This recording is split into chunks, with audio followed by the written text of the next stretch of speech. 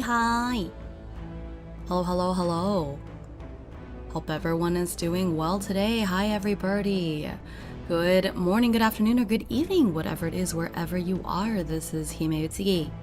Hello, I have once again adjusted where my mic is. We're just trying all the things. Hang on, I should turn up the gain a little, like that. It's like, okay. So we'll see how it goes. We'll see how it goes. The problem is that I speak at a pretty even, volume, but then I just have to laugh or something, and then it's all over. It just like peaks my mic. Ugh, goodness. Ooh, I have 2 bites left of my little breakfast pastry that I'm eating because I wanted to make myself a little sandwich. Recently we've been getting deli meats, and I know that doesn't, like, oh my gosh, wow. You're at this age and you finally realize that having deli meat in the fridge means you could just have a quick snack easy. Yes. So recently we've been getting these like deli meats from Costco to make sandwiches, and getting this like high fiber bread and stuff. And I was just gonna eat one of those real quick before stream, but then my bread had mold. My bread had molded. So I couldn't have a sandwich. So I'm not quite at the level of desperation where I wanted to just eat like slices of roast beef by itself. So I'm eating another one of those protein pastries. Honestly, I have like 4 different flavors of these pastries. They all kind of taste the same. Like the one I ate yesterday was strawberry, and the one I'm having today is s'mores. Like it literally tastes the same. I don't know. I think it's one of those things where they just suggest to you what the flavor is within, and if you think you know what it is, your brain maybe tricks you into the flavor. Like I actually believe that all sparkling water is the same flavor. And just by reading the name of the flavor, your brain like tricks you into thinking that it's whatever flavor. Because that's how they do it with wine. You know what I mean? Like, whenever they're like, oh, it has notes of this fruit and that fruit, that's all fake, because it's just grapes, So I think that sometimes, like, what if I just taste tested sparkling water without knowing what it was? Would it actually taste like anything? Like, what is actually the difference between the grapefruit sparkling water and the blackberry sparkling water? Is there a difference, or is it just your brain tricking you into thinking that there's a flavor? Shower thoughts. Shower thoughts at 11:30. So sorry. We're gonna see how my brain is, because I was up super duper late playing Grand Archive with Lacey. because I'd only played the demo game, and Twin got a couple of like starter decks and stuff, but they hadn't actually like played the game. So I was like, hey, let's do it. Let's just get together. And we ended up just back and forth, you know, swapped between the different decks that we had, and we ended up playing for like 5 hours. And then we stayed up an extra hour because I was like, you know, I actually need to see how sledding game works. And Lacey's like, me too, let's install it. So we installed it, and then we were just like running around in sledding game for another hour, and it's like, hey, it's 4 a.m. now. Like, but then my brain, like, even when I got into bed, I was like still thinking about Grand Archive, and then I woke up after 4 hours still thinking about Grand Archive, just in time to see all of the like World Championship closing ceremony stuff on my phone, and I was like, all right, well, clearly I'm not going back to sleep. So originally I thought today's stream would be late because I had gone to bed so late, but yeah, here I am, just a couple minutes late from eating. So here we go. Just here we are. But yes, hello. I see Zachary got first. Hello to Stoat. Let me blah blah blah blah. Hello, Mr. Shav. Hello, Chipper Pigeon. Ekidana, Reese. Iris with the 140 stream streak. That's insane. That's insane. The dedication, crazy. Love that. Thank you so much. I appreciate that more than words can express. And then Ekidana with the 20 stream streak, also impressive. Honestly, like I'm so bad about stream streaks. I think the longest stream streak I ever had was like 30 something on Kappa's channel, and then I lost it, and then it was like, well, I don't care anymore. Just forget it. Forget it. I didn't want to stream streak anyways. I'm such a brat about these things. Once I lose it, it's just like, I don't care. I didn't care anyways. Whatever. But sometimes my friends do be streaming at like very inconvenient times for me. Not that, you know, it's their fault. Like they stream whenever they want, whenever it's like comfortable for them. It's just, you know, personally inconvenient because I want to watch all of my friends. You know, the streamers that I'm friends with are streamers I also enjoy watching, you know what I mean? And it's a real bummer when it's like, man, I can't watch so-and-so stream because I'm streaming, or they're like streaming in the middle of the day or something. Like, please. But here we are. Let's see. Hello to okay, wait, it's Chichin. Hello, Chichin. Please, just okay. And then Makiba-chan, Killer Flame. Hello, hey, hello, 133. Yeah, that's nuts. Yes, let the TCG take control. We're beyond that point, man. I bought my ticket for the Ascent competition because it's in Dallas. Actually, I was really happy because it's in Dallas. It's pretty close to me. I don't have to drive very far. So that's gonna be in December, which I'm really excited about. And then Worlds, so the next Worlds competition, which is like August of next year, is in Houston. That's where my brother lives. I have free lodging. Like, hello? It's the stars aligned this year for me to get into Grand Archive specifically. Like, specifically, that they would have an Ascent in Dallas this year, and then the Worlds in Houston. Like, hello? How could I not get into it? I feel so targeted. The world got together and was like, you know, Hime, you don't have enough, like, expensive hobbies. Have you thought about getting into this beautiful card game that you can't resist? And then, of course, you're gonna main, like, the hot butler guy. And like, so mad. But it's so predictable. It's so funny. Like, okay, all right, here we are. I'm just embracing it. Forget. Like, what is the point of resistance? Just, there is no point. So, here we are.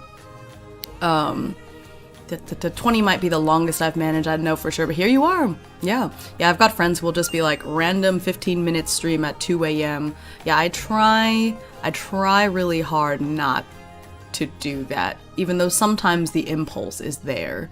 Like when Lacey and I were going to be playing last night, part of me was like, I was going to ask them if we wanted to stream it for posterity. But now I'm glad that we didn't, because both of us made like some really silly mistakes because we were still figuring out the rules, and I just don't I doubt it, just because the community seems so friendly, but I'm so tired of like people coming into my videos months later and actuallying me about the rules, and I'm like, yes, I know I messed up the rules. I was literally learning for the first time. Like, leave me alone. I figured it out, but thank you for correcting me 8 months later. It's a thing. Like, I don't mind backseating and corrections in the moment, obviously, but like, you would think, you know, it's been 6 months since this video was posted. I wonder if this person has like realized that they did this thing wrong. Like, yes, I still get people commenting on my KDM videos to tell, like, rules police me, and I'm just like, okay. Like, I'm not mad at it. I'm just like, can you use your brain for 2 seconds and see that this video was posted 8 months ago? Like, I promise. I figured it out. I've maintained almost all my streaks since I joined the community in December. That's so awesome. The dedication is real. I can't do it. I'm already really bad about, like, at work that we were supposed to use our phones for communication, right? Like the office will just like call us sometimes and be like, oh, you need to send so-and-so to the office, or oh, tell so-and-so that we have their lunch or whatever. And I'm already so bad at noticing that my phone is going off at work because I'm, you know, in the trenches teaching the children and whatnot, because children are the future and all that. And so I'm already really bad at noticing official work communications on my phone, let alone like notifications like so-and-so is streaming. Elle is the worst about this. Elle will just stream at noon or whatever, or 11. Actually, noon would be fine because noon is like close enough to my lunch break, but it'll be like 11 o'clock and I unfortunately cannot simply have my phone open and on. Yeah, they're targeting you. Yeah. The Grand Archive is targeting me specifically. They're like, we've found out the approximate whereabouts of this burb, and we're just gonna make sure that they get pulled in, kicking and screaming. It's like actually, it's not even kicking and screaming at all, actually. It was actually so silly how easily I fell into it with zero resistance. The resistance is futile, as they would say. Exactly. Hi, Woven! Oh, and thank you for all the contributions to the Hotful Boyfriend Part 3 check-in. I think it might be cursed because 2 out of the group have gotten their Discords hacked, so now I'm concerned about the rest. I think I may just, like, be extremely, extremely wary about any sort of download link a friend sends me. Like, if it's not attached to Discord, and even then, you know, like, I'll just be very, very wary of it. But also, I guess, and maybe that's why fake L never messaged me, is that, like, I clearly don't play that much Minecraft. I would have definitely known something was up if L suddenly messaged me like, Hime, would you like to try out this mod pack I made? I would have been like, who are you? Blink twice if you're in trouble, you know. I still need to learn the game, gotta put some time aside. Yeah, it's a lot of fun. Gotta make time to play. As much as I would like to say, like, yeah, we should play together, I don't know if this week is going to have much wiggle room for me to do that, you know. Hi, 64! Let's see, and thank you for the head pads. Okay, but did you know that I have not maintained my streaks? I am a flittering mayfly. Say, hey, Hime, you made a typo 2 years ago. Did you know? I made a typo, like, probably half an hour ago. I feel like I make typos relatively, you know, relatively often. Genuinely, my ADHD doesn't allow me to get into streaks. You know, the thing is that I have the double whammy of being autistic and having ADHD, so I feel the annoying pull of both, right? It's because the autism is like routine, streak, do the same thing every day, all the time. We love familiar things. But then my ADHD is like, no, we want different things all the time, new things, new shiny thing all the time. And then so both of those things together is like, I want something new, but it can't be too new. It has to be kind of familiar. And I have to have that a lot. But then if I have it too much, then it's too much. And then I don't want to do it anymore. And it's awful. It's awful. I also have that horrible contrarian thing where a lot of times, even if it was something that I already wanted to do and planned to do, the minute somebody tells me or orders me to do it, I lose all interest in doing it. Which is why I really have, like, I stopped asking friends or like letting friends give me book recommendations, because I'm like, even if it's a book that I own and I had been planning, like, it's on my nightstand, I was gonna read it tonight, the minute a friend is like, oh my god, Hime, you need to read this book, you would love it, all of my interest, all of my motivation to read the book is gone. It's gone. I don't know why I'm like this. Why am I like this? It's so annoying. Like, and I have to wait years for that to pass, you know? So I think the other day I picked up a series that I had been meaning to read for years, but somebody recommended it to me, so I could no longer read it, and it took 4 years for me to be able to pick it up and be like, oh, cool, it is past that statute of limitations, and I can just read it now. And surprise, I loved it just as much as I thought I would, and would have if I had just read it when I had originally planned to read it, except my brain chemistry doesn't work, you know? Like, it just, why are we like this? Like, I hate it. It's really annoying.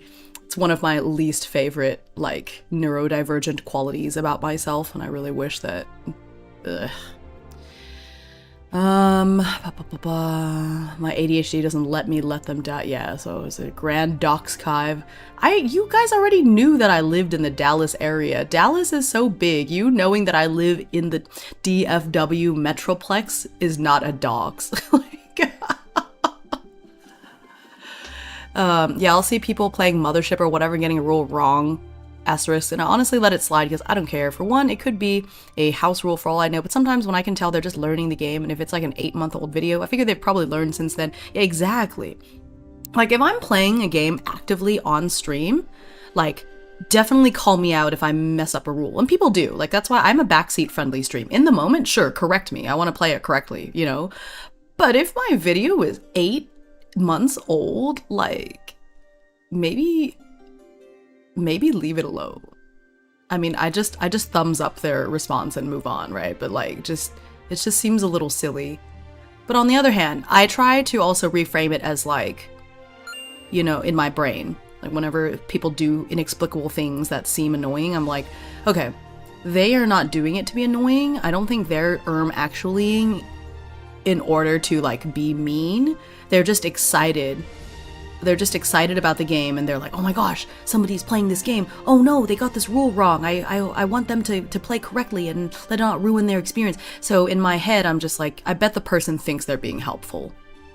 And if I treat it as like, you know, it's actually super wholesome, they're just really excited because they really love that game and they're trying to be helpful, and then I just let it go. It's the same thing when, like, whenever people cut me off in traffic, I used to get really bad road rage, and it's not great. Like, I can't say my road rage is all gone, but now when somebody cuts me off or something, I just make up excuses in my head. I'm like, their wife is pregnant, they're rushing to the hospital, you know, they had their pupils dilated, they just got back from the optometrist, like, whatever. And I feel my rage start to go down, you know, because the thing is, like, I think very few people do things out of a sense of like wanting to be mean or wanting to be bad. They have a perfectly valid reason for it in their head, you know? And so when I think of it that way, it helps me to not be annoyed when people do things like that, because just because I don't know the reason doesn't mean that there isn't one. And if I can just understand, like, they had a perfectly good reason, it doesn't justify it, but it does make me feel more calm about it. Because what's the point in me getting upset? They didn't mean anything by it.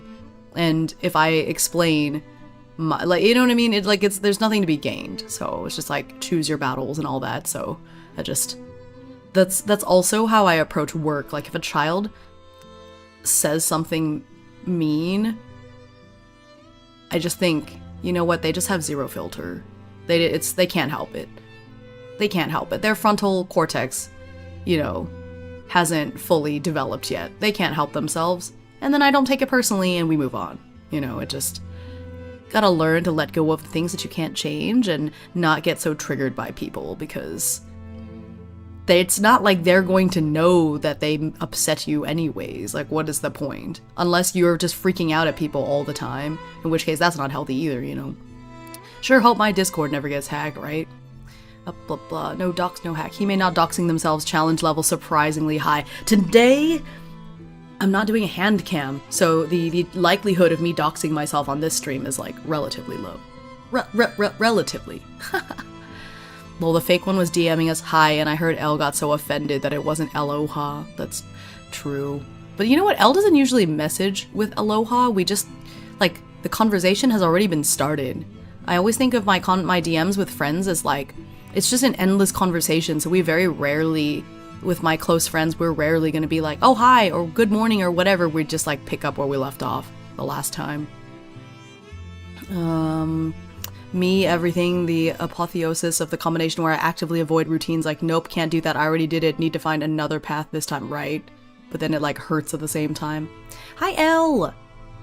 Aloha! We were talking about you a little bit, yeah.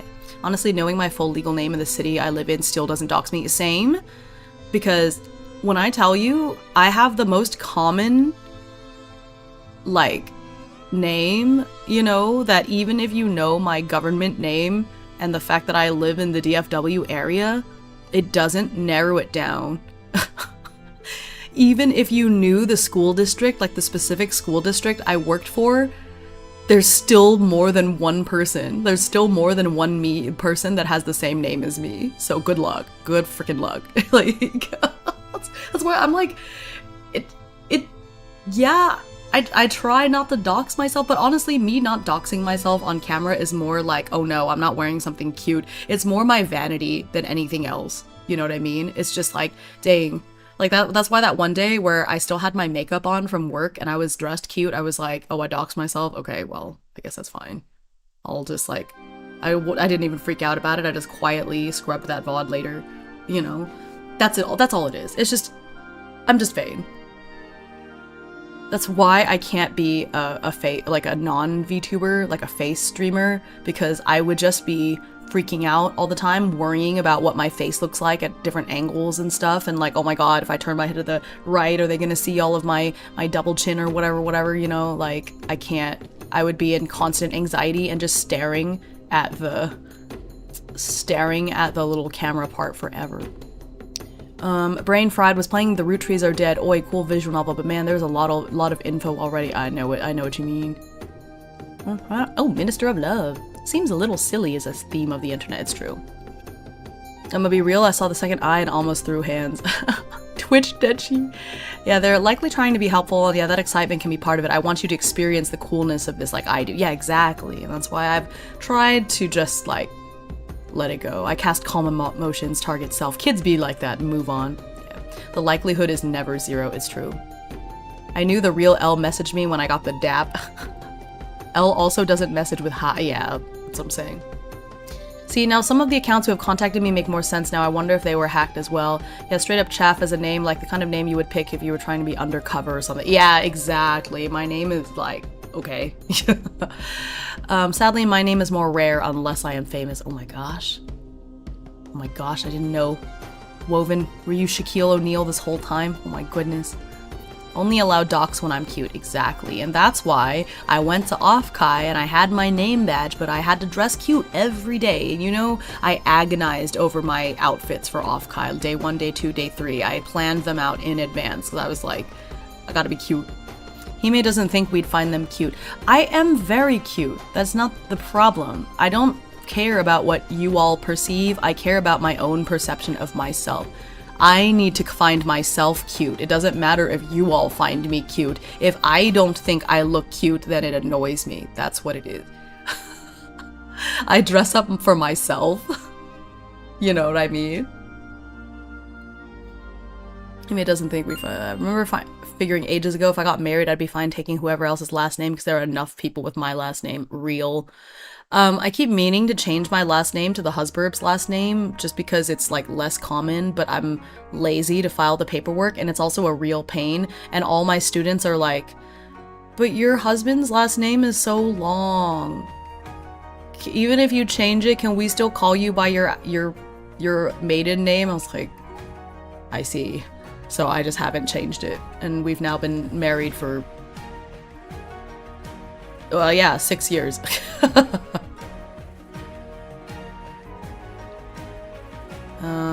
Most common name is Muhammad or a variation of the name, isn't it? Clearly, Hime's name is Muhammad. Oh no. Oh no, how did you find out? How did you find out? Hell yeah, Shakutai. Love that you just rolled with it. Hime, your outfits were phenomenal. No, thank you. That makes me really happy because again, I did agonize over them at length. So that makes me very happy. We don't matter, chat. It's not that you don't matter. It's just that at least appearance-wise, my vanity is more like self-driven, if that makes sense. Like, I'm not insecure about how other people may view me. And that's something that took a lot of years for me to get to that point, because my mother was very,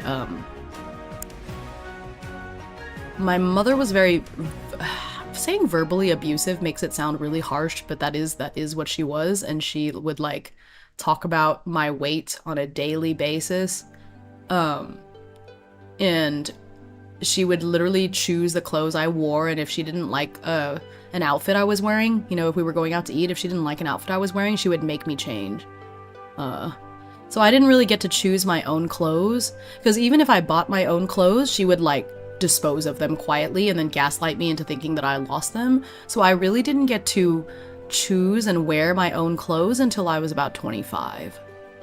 So up until that point, I only wore what my mother forced me to wear, and my perception of like myself and how I looked was 100% based on my mother and my perception of like the people around me. Because my mother would say things like, oh, well, if you're going out with friends and you're going shopping, don't listen to them when they say you look cute in that outfit. Your friends are trying to tear you down and make you wear ugly stuff so they look better. So don't listen to them. Only I tell you the truth, and you look ugly in that, so you need to change. And so it took me a very, very, very long time to get over that. So honestly, being at the point now where I can say I wear whatever the hell I want, and I don't care if other people really think I look cute or not, as long as I think I look cute. You know, like serious talk, that's really what it comes down to, and it took many, many years and some therapy for me to like be able to reach this point where I can have like a healthy, confident view of my body. Took a really long time to reach that point. Manager implodes. Yeah, oh my gosh, now everyone knows my name is Muhammad. What are we gonna do? Hi, Revi! He may tell your students skill issue when they complain about your hubby's last name. True. Oh my gosh, Give Me has a 10-stream streak.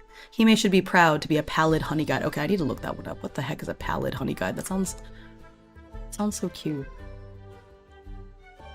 Wait, that's so cute! Oh my gosh, guys, you need to Google the pallid honey guide right now. It's so cute.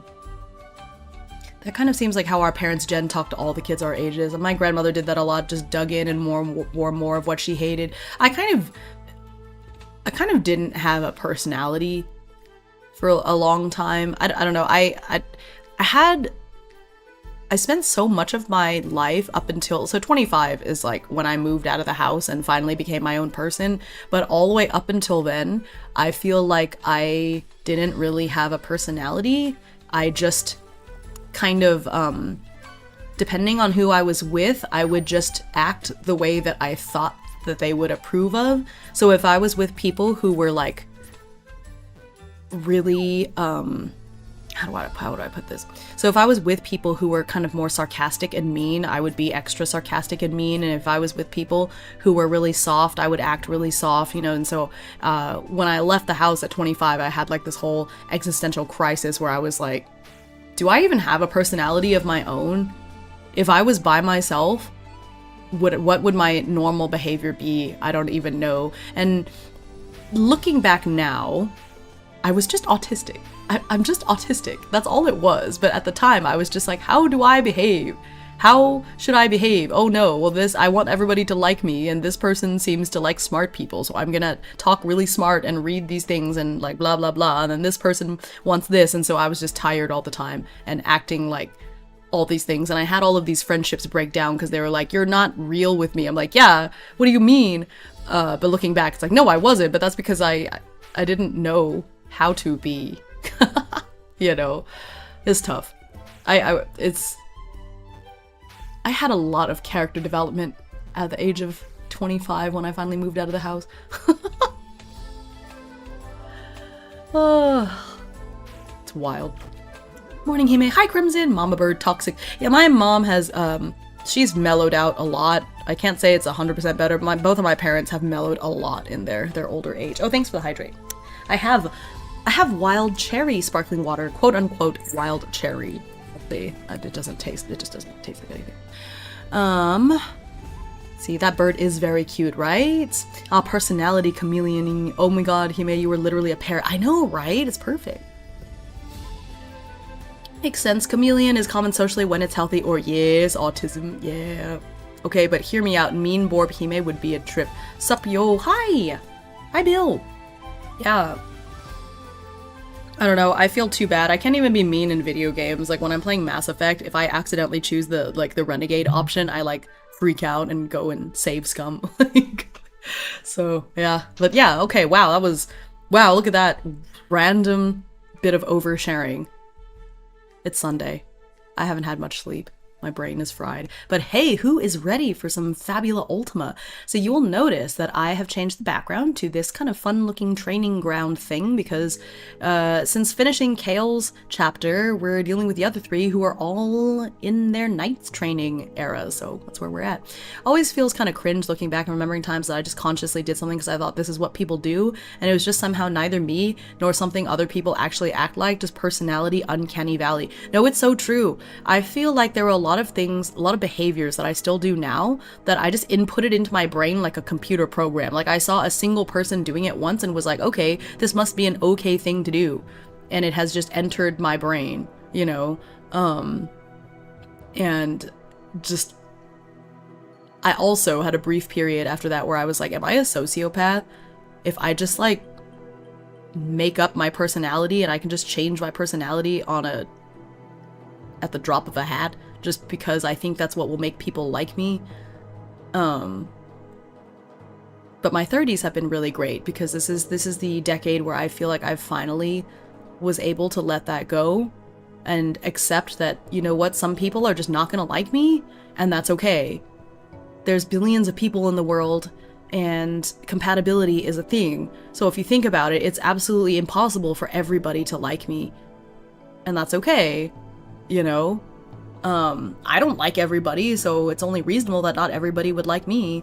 I don't know why that was so hard to accept. Well, I know why. That was really hard for me to accept in my 20s, and 30s now is where I'm a lot more serious about my boundaries, and just like, if this is not working, and we can't, you know, like, I'll be friendly with everybody, but I think we have to have a special something to be close, because I have so little time in the day and everything. I don't know. Now I feel like I'm just kind of talking in circles.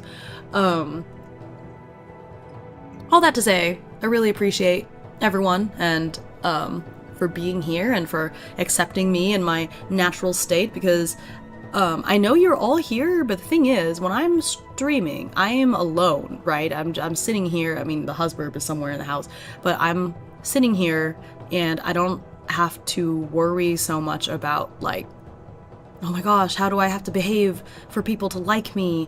Because, I don't know, the illusion of, well, I'm sitting here alone, so I'm not really talking to somebody.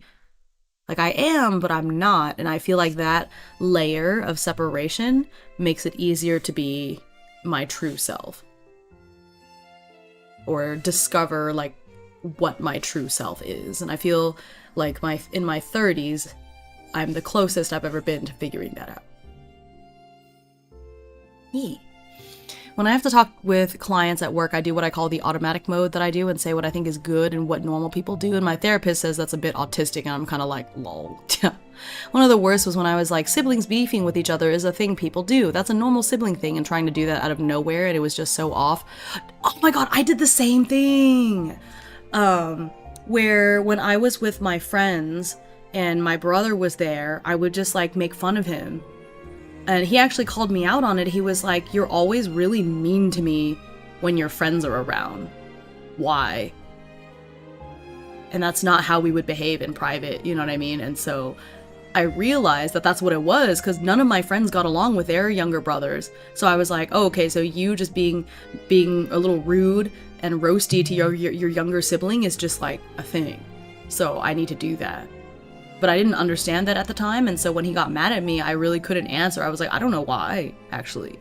But I acknowledge, you're right, I acknowledge that that is a thing that's happening, but I honestly don't know why that's happening. Ah, autism.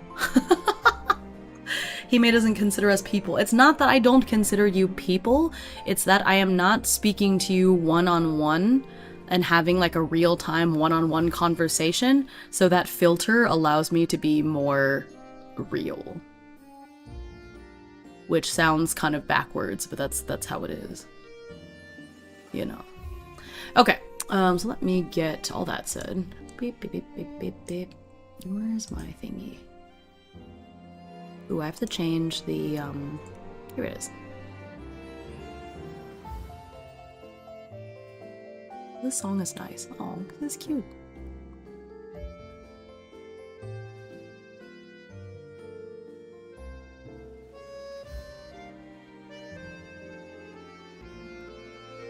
We make Hime real. I'm not a person. I'm a Revi. What the hell that means. That's fun. Okay. Let me get a little obsidian. Okay, obsidian. Beep, beep, beep, beep, beep, beep.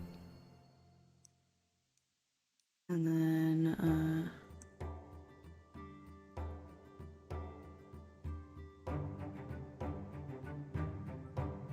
okay, and then I do want to change the opacity just a little bit so that you can see the background behind it, because it's pretty and I like how it's animated. There we go. I think there's maybe a point at all autistic people's lives where it's just like accepting that you don't have to be normal and just being whatever else you are, though I think some aspects of living in an economy you can make it hard to always have the mask off. He may need to head to sleep, could only drop in for a bit. Have fun with Fabula Ultima. Thank you so much, Chichin! Thanks for hanging out. I will see you later. Have a good sleep. Okay. I think, if I remember correctly, I hadn't leveled up Orion yet, because everyone was supposed to level up, and then I also started making everyone's character sheets because this whole PDF thing is just not working. So we're gonna take a moment, a little bit of time, to create Orion's character sheet, like, properly, and then we'll dive in. Yeah. Okay. I duplicate this. Wherever this button. Make a copy.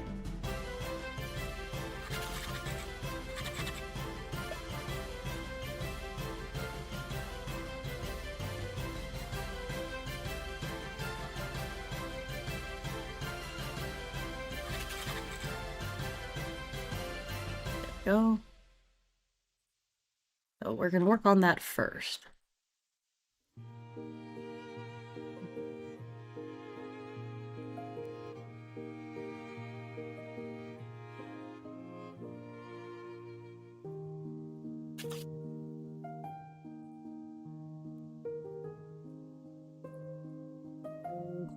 Aha.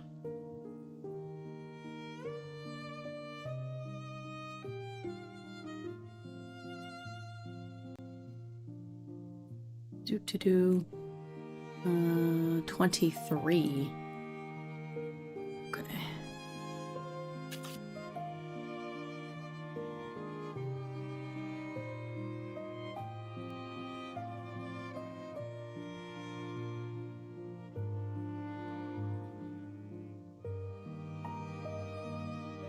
Okay, we'll put that there. The E.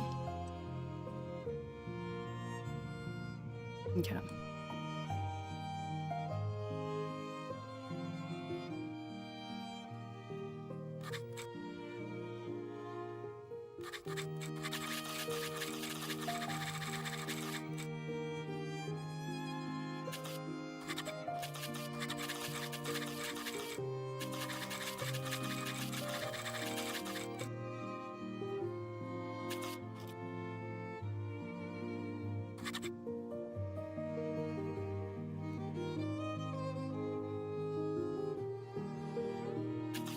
Orion is so cute, I love it. Oh, I'm so glad. Yeah, I really hope that their more like free-spirited nature comes out, because I think that despite how I originally planned for them, they ended up being a little more reserved than I wanted them to be, so I hope that that part of their personality gets to come out a little bit more. So I'm glad that Orion gets to go next. It's fun. I feel like Orion has been very much a supporting character so far, so they gotta have their time to shine.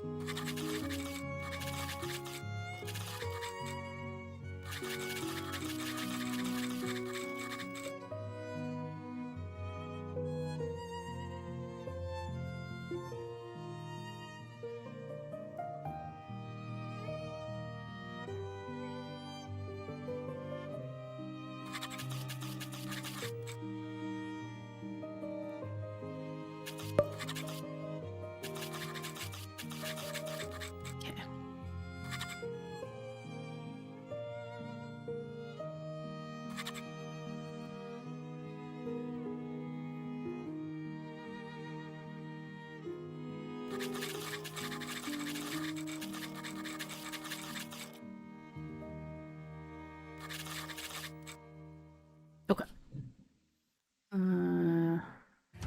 Entity.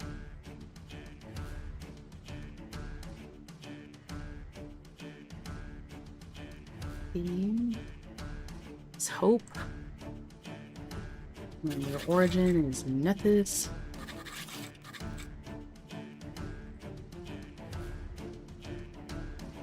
Fabula points is Orion. 4. Let's say I haven't used any. What is going on with my... What is happening there? Weird. Okay. I think they have a bond with Celine.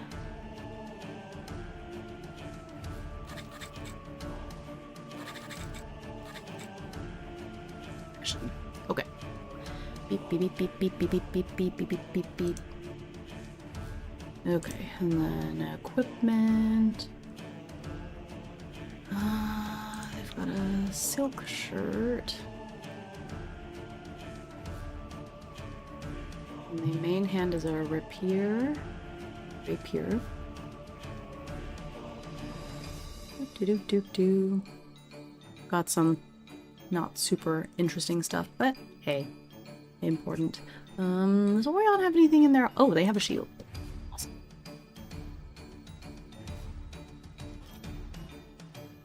Okie dokie. Here we go.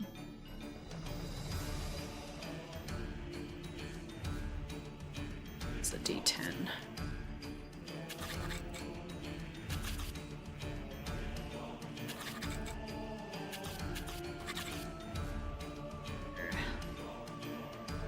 Eight, 6, 8, okay.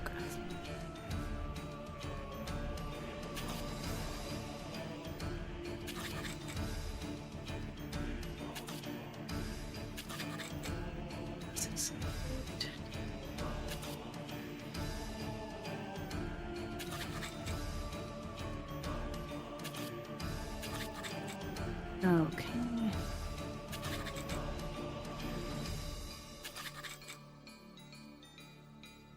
10, 8, 6, 8.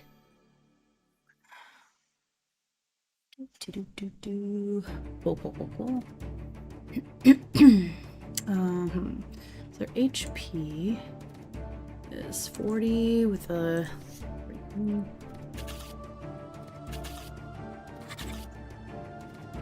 I've got 55 MP and 6 IP. Okay, here we go. So now the jobs. So Orion is an Elementalist level 2, Spiritist 1, Weapon Master 3.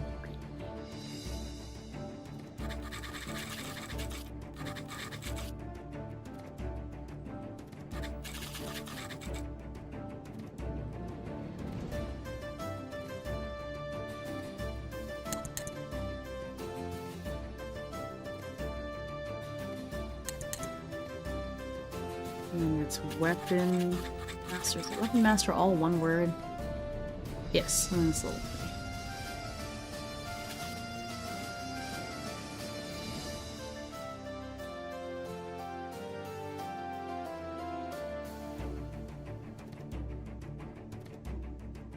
Okay, and I do have one more character level, so I get to decide where that goes. Do that in a moment.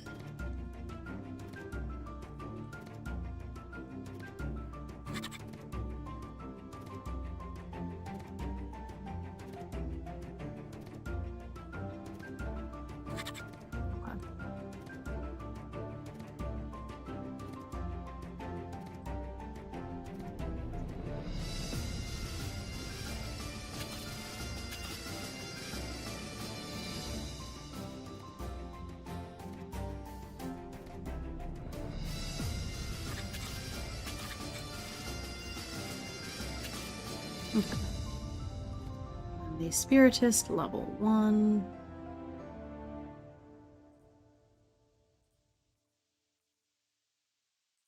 Magic.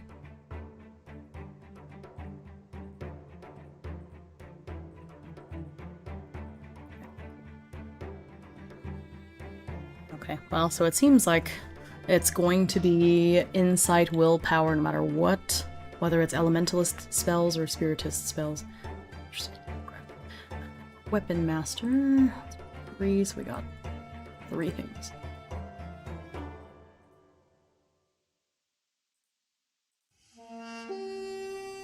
Okay. So I'll just do this one step at a time.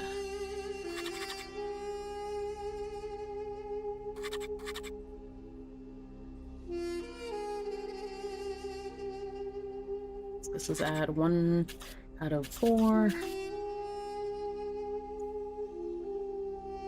Can I bold these? I'm just gonna bold them.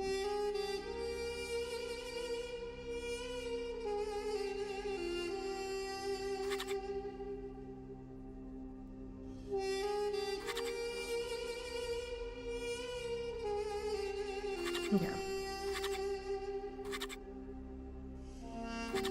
Cool. Okay, so we got those. So now I need to decide where, because we got one more level, so we can get rid of the Magiseed section, but I guess I should still have a spells. Arcana and spells section, okay.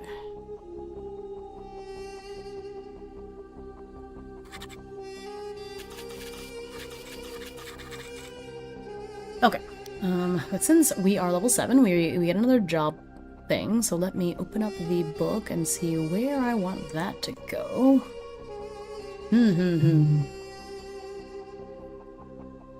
Well, I do then have another sip of my water. Oh, I think all 3 of... No, I was gonna say I think all of them are in the base, but I think one of these is actually in the high fantasy one. Atlas. Man, I have started this workout that's like fantasy themed, so I've been doing this Dragon Rider one, and I did the last workout 2 days ago, and my legs were so sore that I just couldn't do it since. But today I feel like I'm okay enough to pick it up again.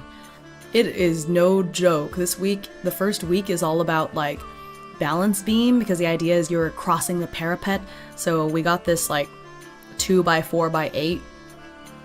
And just nuts. I may not have been in here when this question was asked, but what are you using to help run Ultima Solo, not just Obsidian? Can you be a little bit more specific? Because I use a variety of things. Actually, if you go to the... Well, I'll just copy paste it, I guess. I was going to say the information on YouTube, like the YouTube multi-stream version of this, has a bunch of like links of things, but I'll just link 3 of them. That answers your question.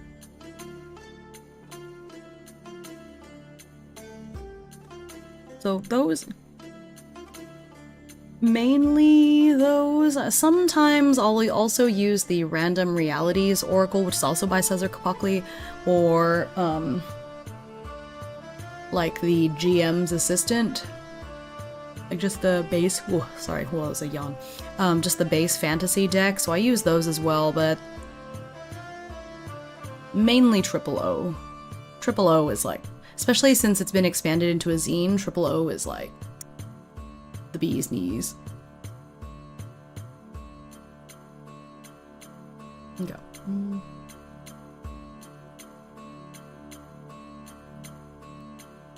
Oh, I opened this tab and it still had the Pallid Honey guide in it. It's so cute. I really learned so much about birds every time Give Me comes in and calls me by a different, like, bird name. There's so many cute birds in the world.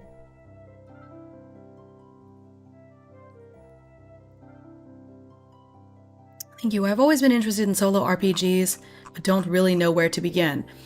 Well, do I have the thing for you? Now I have to go to my... I have a series on YouTube of short videos explaining basics of solo TTRPGs and how to get into them. I will link it really quick if I can get to it. Need to just have this on hand.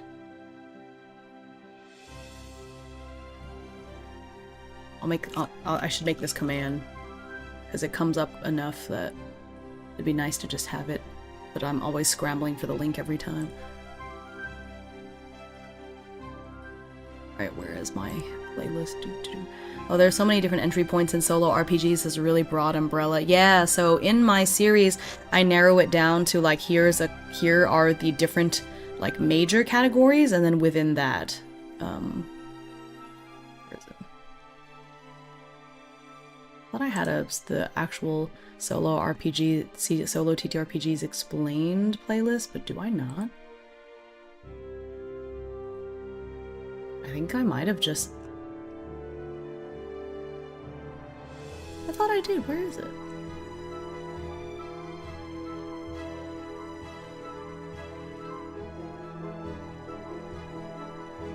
Oh yeah, okay.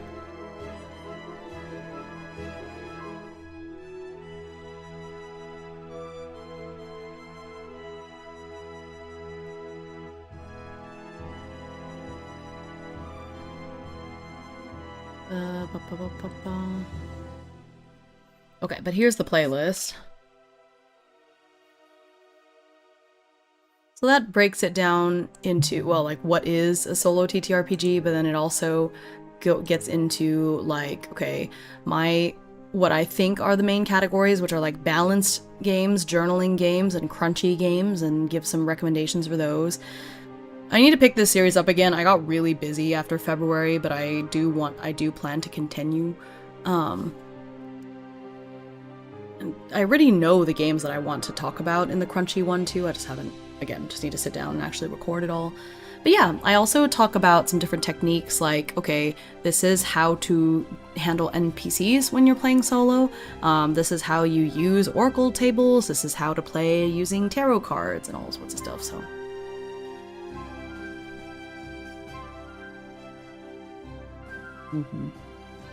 Yeah, it's kind of, I have balanced games, journaling games, and crunchy games, so it's pretty similar to what you have.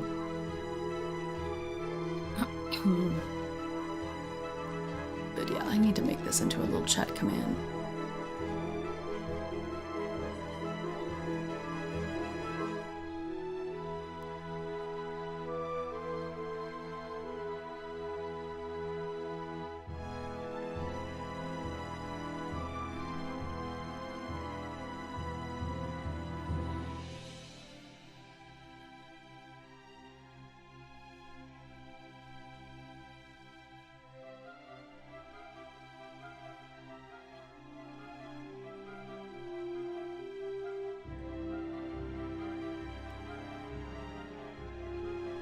There, I have made it. So now, if this happens, we can do that. Hee hee. Now I don't have to scramble for the link every time. I never have it on hand. Yippee! Okay. Yeah, you're very welcome. The playlist that I try to keep the whatchamacallit, the videos really short in order to make them more accessible, so I think the very longest one is 15 minutes. Okay, anyways, so back to this. I get the book open. I don't think... Let me go look at the elementalist spells, because she didn't have very... Or they don't have very many. Me misgendering my own character. Okay, yeah, elementalist...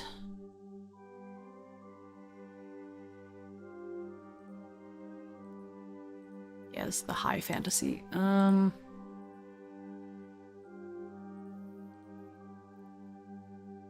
let me open the other one. Let me open the main book, the original core rule book, and see.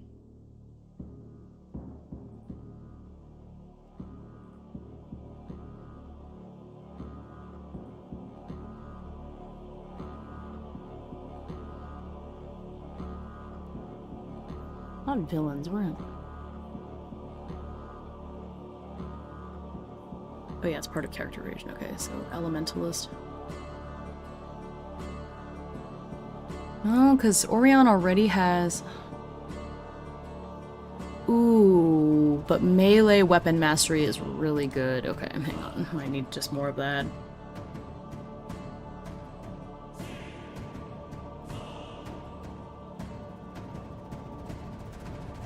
Also, one thing sorta is some games have a defined end and you can play through it in one sitting and be like, okay, that's a playthrough, while some just keep going until you decide you're done. Yeah, but I think that the categories I chose are based on, like, the gameplay loop.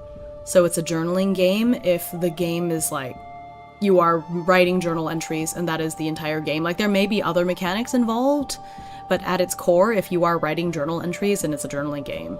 And then if it is a crunchy, like, roll this, look at this stat, oh my gosh, and there's very little journaling, or none, like, built into the game, that's what I call, like, the crunchy games. And then a balanced game is just in the middle, like, it may have a little bit of it, it's like some elements of both of those. And that's basically where I throw everything into, is it's one of those three. And that's like the categorization that makes sense to me. And then, of course, within each of those, there's a lot of different subcategories, I'm sure. Like, there's journaling games, like you said, that have a finite ending. Like, you just, you know, day 1, you draw this card. On day 2, you draw this card. And on day 20, the game is over. Or is it a journaling game where you're rolling for different prompts, like in 1000-Year-Old Vampire, and so the game ends at a certain time, but when it ends is variable? Or is it one where the game just literally doesn't end until you decide it does? Because Ballads is like that. Ballads, though, I would consider...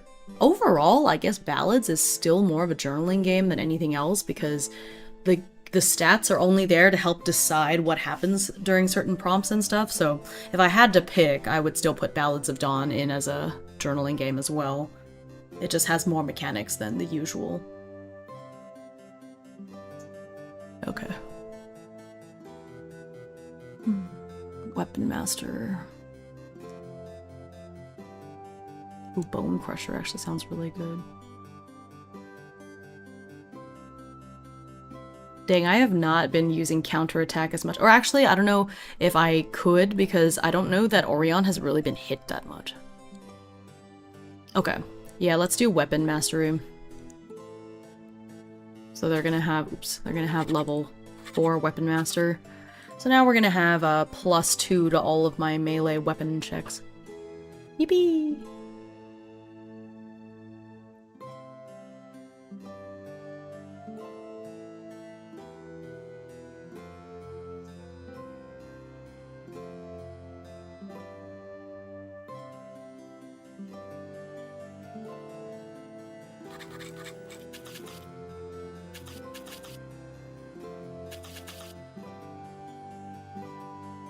Okay. Oh, neat.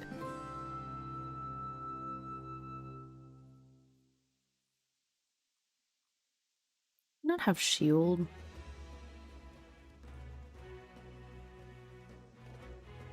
We have the defense here. Ooh, did I not write that for, shoot.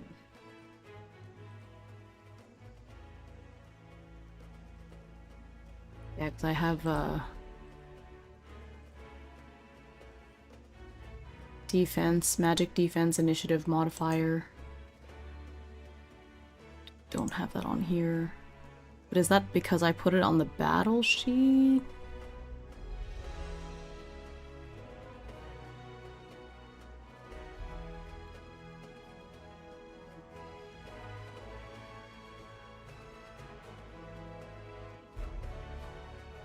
Okay.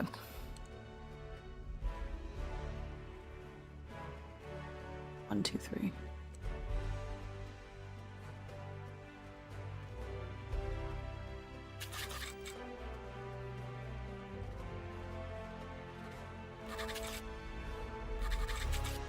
Okay, so for Orion, it's going to be -1, 12, 12. Need to add this onto Kale's.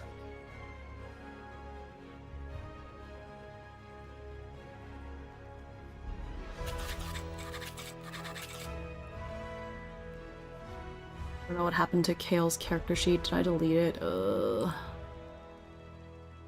hope it's still in my recycle bin somewhere, although I doubt it.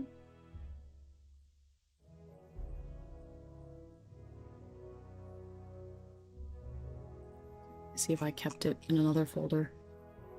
Like, 4 Against Darkness is a really gamey game, but even though you can do one dungeon after another, the dungeon itself gives you a really defined session. Also, some solo games aren't even RPGs. Like, I wrap Exquisite Biome together with other solo games and just broaden the category to solo games, because it's more a creative exercise game where you make something and make a dungeon. Yeah. Well, because you could always play Exquisite Biome and roleplay as if you were, like, God or something. So it's tough. It's hard to draw the line. But you could also, like, I have taken Cesar Capocli's game Against the Wind and played it without the RPG part and just taken the world building part. But yeah, it's definitely a little bit more of a creative exercise. My phone keeps autocorrecting some to dinner. That's so funny. Understandable.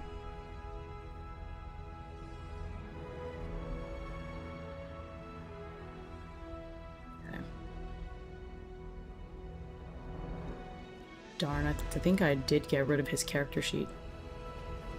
I think I just deleted it after I recreated it. Oh, it's not in here anymore. Okay, so let me see. I don't know if he would have anything that would be causing his initiative to have a like a minus. I don't see anything because I don't think the Sage Robe. Let me look it up.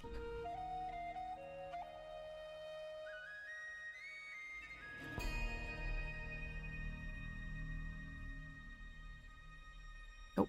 Oh, it's -2 initiative. What the heck?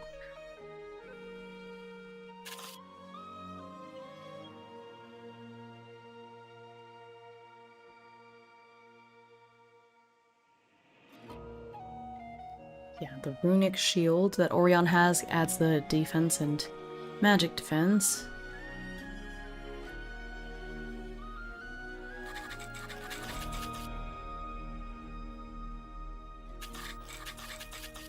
There we go. So now Kale has his defense and MDef in there. Sage Robe. Okay, perfect.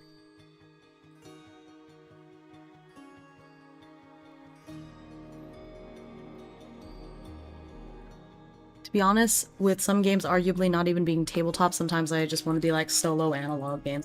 That's how it is with Abyss Echo, which I've been playing recently. Like, it is a tabletop game because I literally play it on my table, but it's not an RPG really. Like, I don't feel that I'm role playing as Rodrigo exactly. A little bit, but I don't know. It's so hard for me to categorize what Abyss Echo is.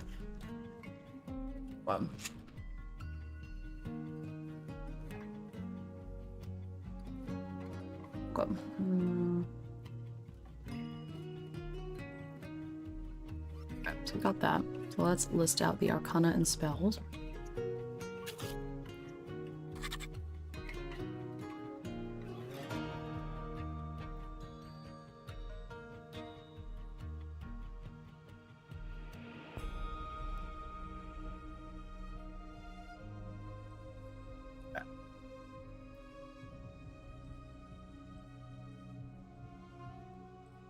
So Name MP target's duration.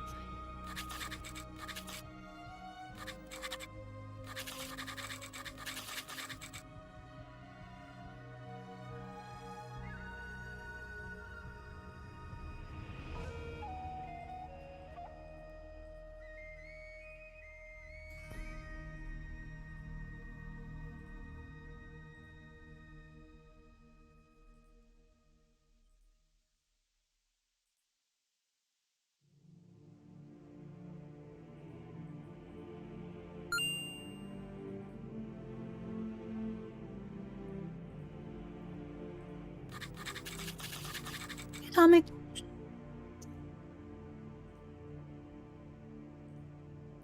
$20, $10, 5 times.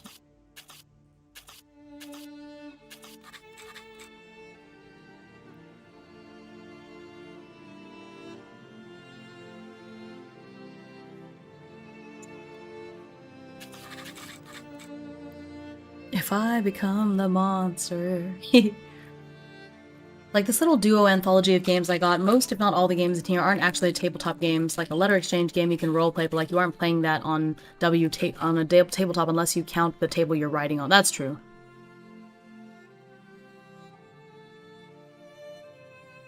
It's stuck within my head. Should I sing it ruthlessly? You should.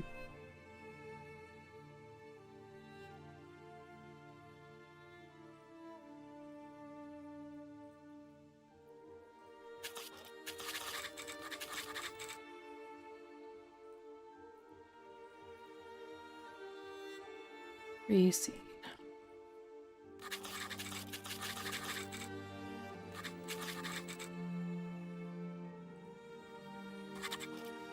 Okay.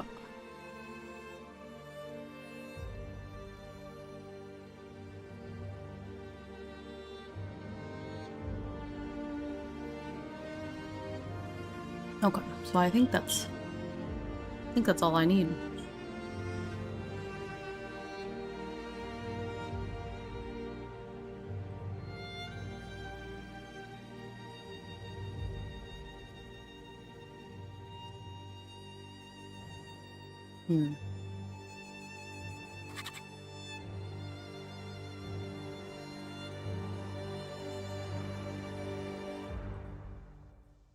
Okay. Okay, there we are. Trying to write a cultist band for a Draw Steel game jam. I think I just finished my second monster. Might need to rewrite everything. No, don't rewrite everything. Just stick with it. It'll be okay. Alright. I have Cheetos. I'm gonna eat my Cheetos.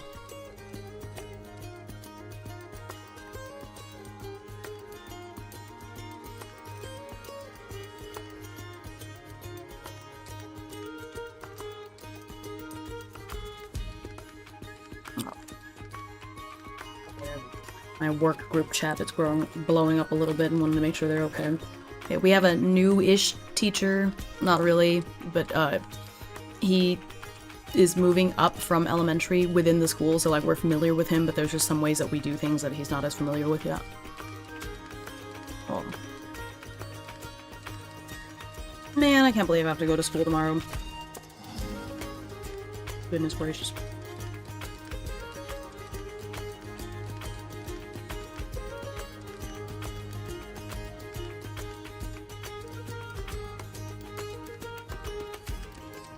Is this an official contest or like a fan thing?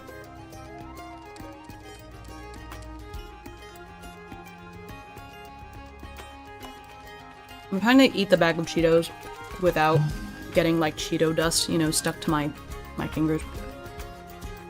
That's the true challenge. You did sign up to be a teacher. That's pretty much a sentence to school for the rest of your life. That's true. You're right. But I just mean, like, summer went by so fast. That's what I mean.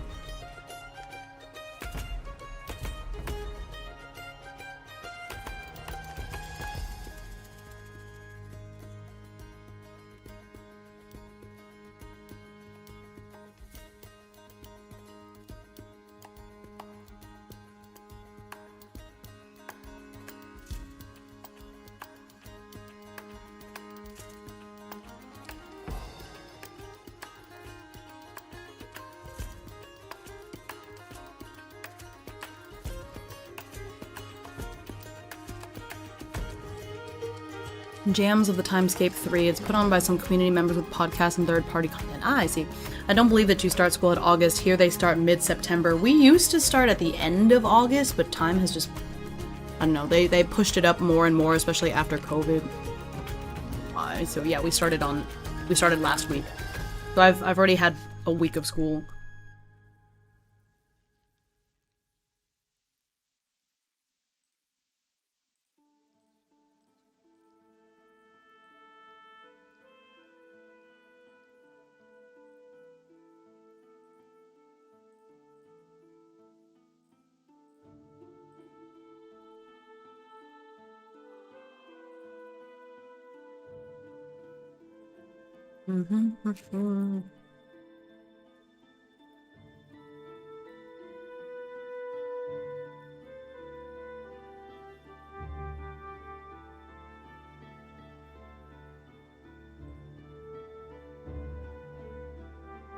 Let's see. Yeah, I guess that's fine.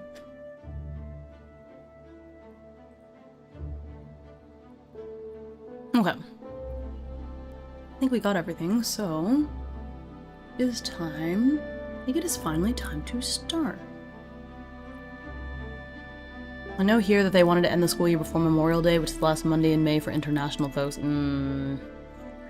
Yeah, but so last year we actually had to go back after Memorial Day, so now it's not a thing anymore. We used to always end before Memorial Day, but last year we came back for the week after, and this year we're going to have to as well, so I don't know, they're inching towards something else. I think this might be their slow way of trying to get towards like a year-round system, which I honestly wouldn't mind, going to school year-round, but having more breaks. You know? I wouldn't mind that, because then I could actually travel at times that aren't summer break.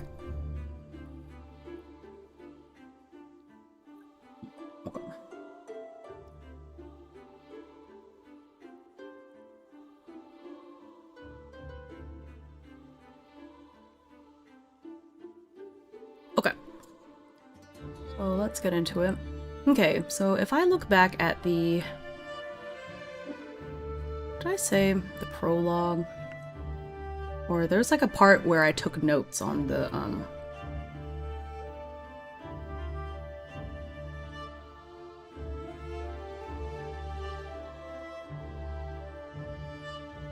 like which bands of the knights that they got into. Where is that?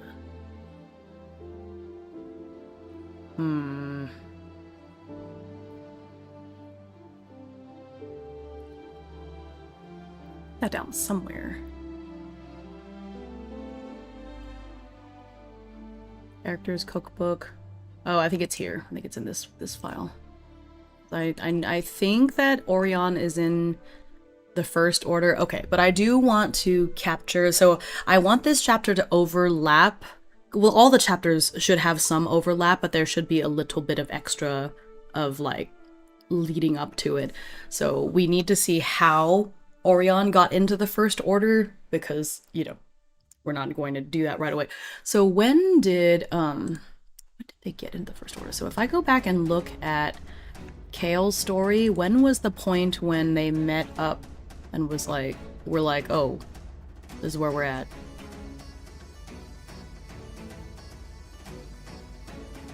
It's day 1.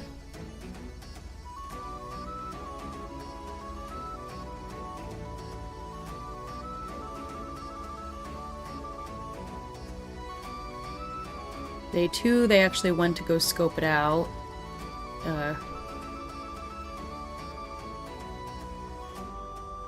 It's Kale, yeah. And that's when Kale went to the library. Day 3, okay.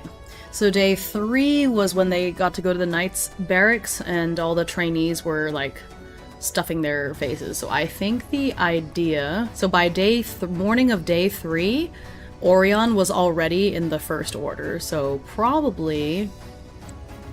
I'm just gonna make some notes, okay?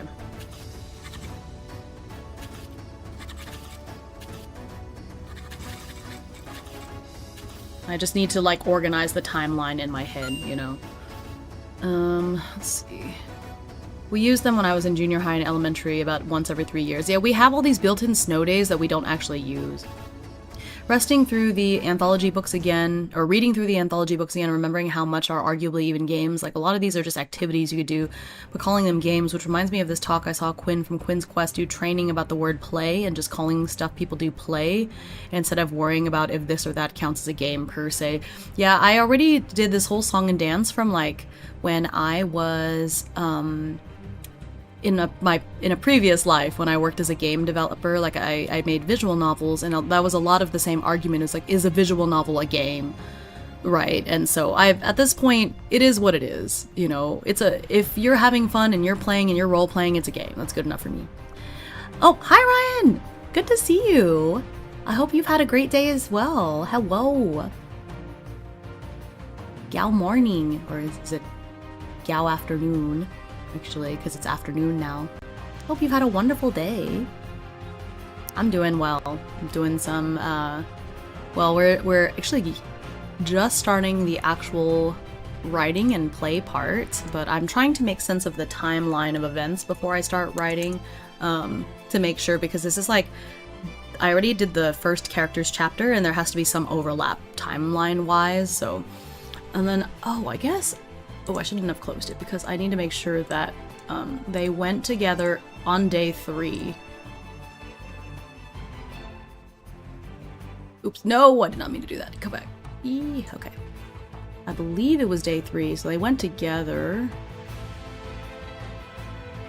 Yeah, and then after picking up Orion, they went straight there. So that was day 3 that Orion did that, so I think it should be mentioned at some point.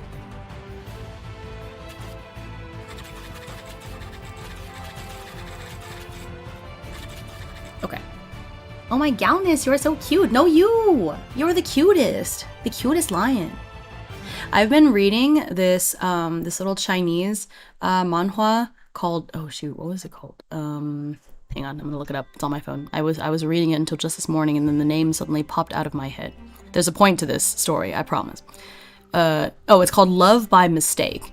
Right, but they represent the male lead. So whenever they have these little chibi moments, the female lead is drawn as a little cat, and the male lead is drawn as a lion with glasses, because he has glasses. And every time I see that little lion with glasses, I think of you. I'm like, oh my god, that's like Ryan's cousin or something.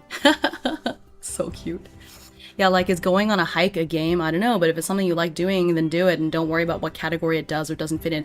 Interestingly enough, there is actually a solo TTRPG, or a solo RPG, I guess. There's also some argument about, like, what is the difference between an RPG and a TTRPG, but there is a solo RPG about going on a walk outside. Like, so you have to hike outside, and, like, stuff happens. I guess it's based on what you see. I haven't actually played it. Dude, I have it. I was just looking at it the other day. Where is it?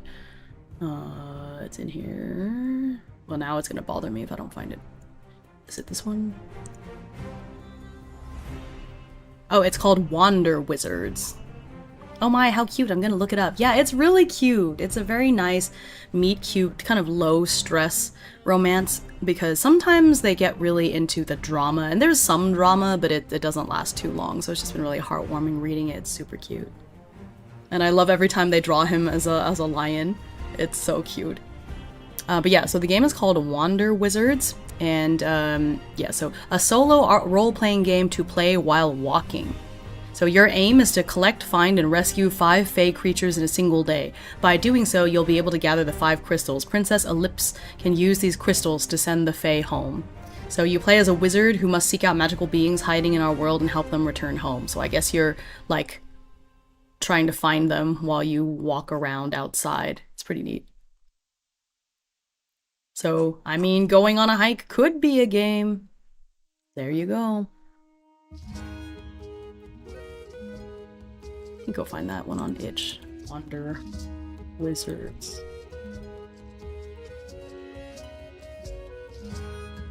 Yeah, here's the game if you're curious about it.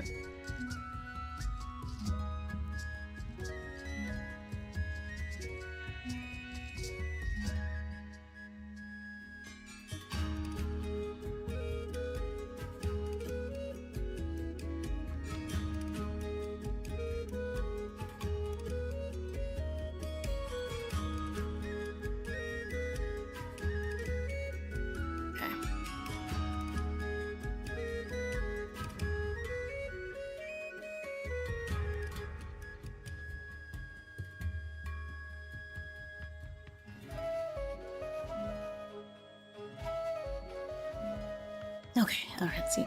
I see that timer below 50 hours and there is a random mission. That is true, and it will make me switch to my pre-debut model for 15 minutes. Revi, are you planning some mischief? Are you going to add to my Grand Archive fund?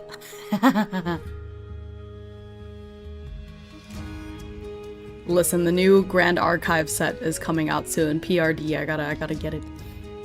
Like the Game Master's Apprentice deck, something I just carry with me in my pocket, so that got me wondering if a whole game, rules and everything, could be pocket-sized, not require a table to roll dice or whatever on. There is a game that I kickstarted a while back that's supposed to come out soon, and it fits inside of a cassette tape box.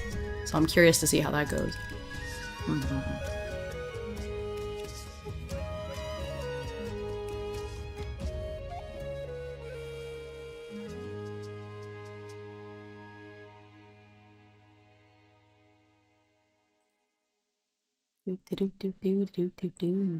I can't let that intrusive thoughts win. No, don't do it. Save your money. Use your money on yourself. Did you end up buying any of the Hobbit MTG stuff?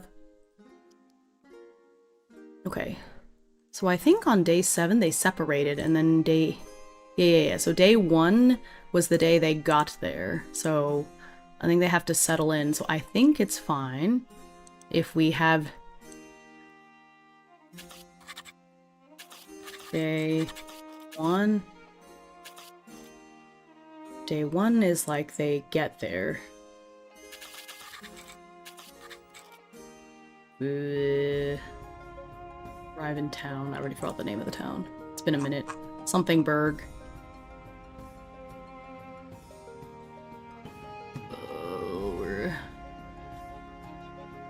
Eichberg.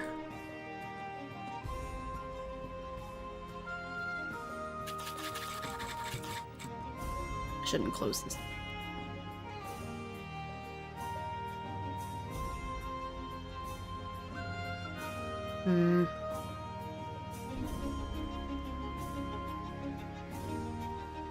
Let's see, the knights. What did I call them? And I'm trying to make sure that we have all of the right continuity. What did he call it?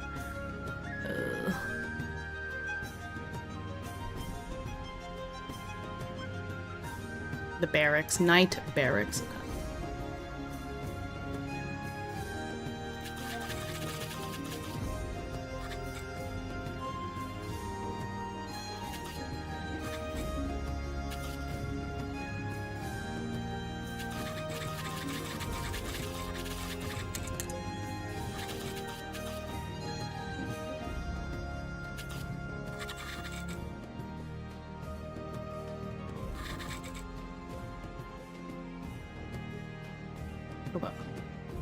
I think the test... So the test as to which order they should be in, I'm trying to think, should that happen on day 1, right when they arrive, or day 2? But I feel like it would make sense for it to be that day, because they arrived in the morning anyways, so I think it's fine.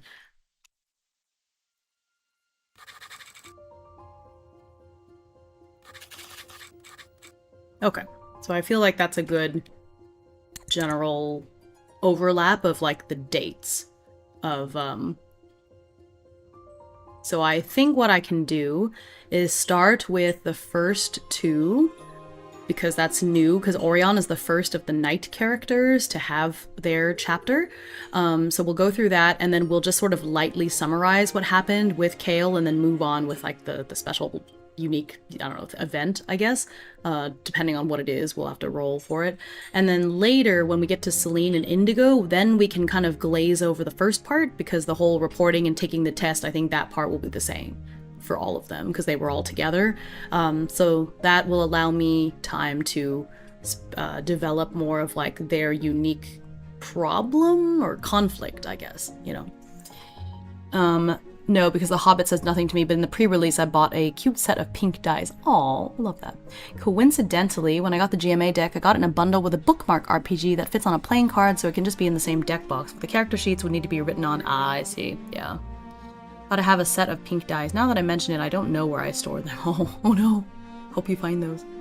Okay. So, let's see. I want... Ow. Oh, no, I just hit my knee on my desk. Ow. Ow. Ouchie. Ow. Ouchie! Oh my gosh. Oh. Ow. Ow, ow, ow, ow.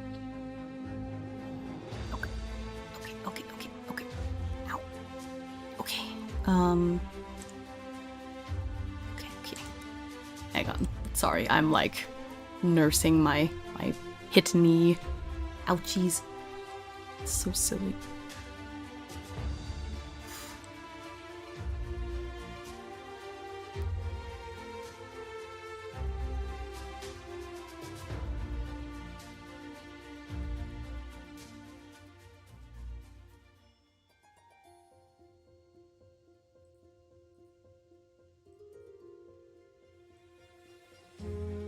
Okay.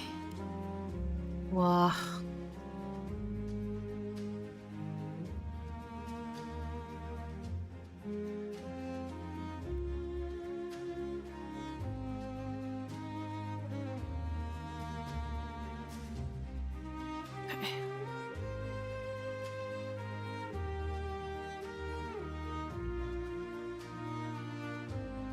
Such a baby. Owie. Ouchie. Okay.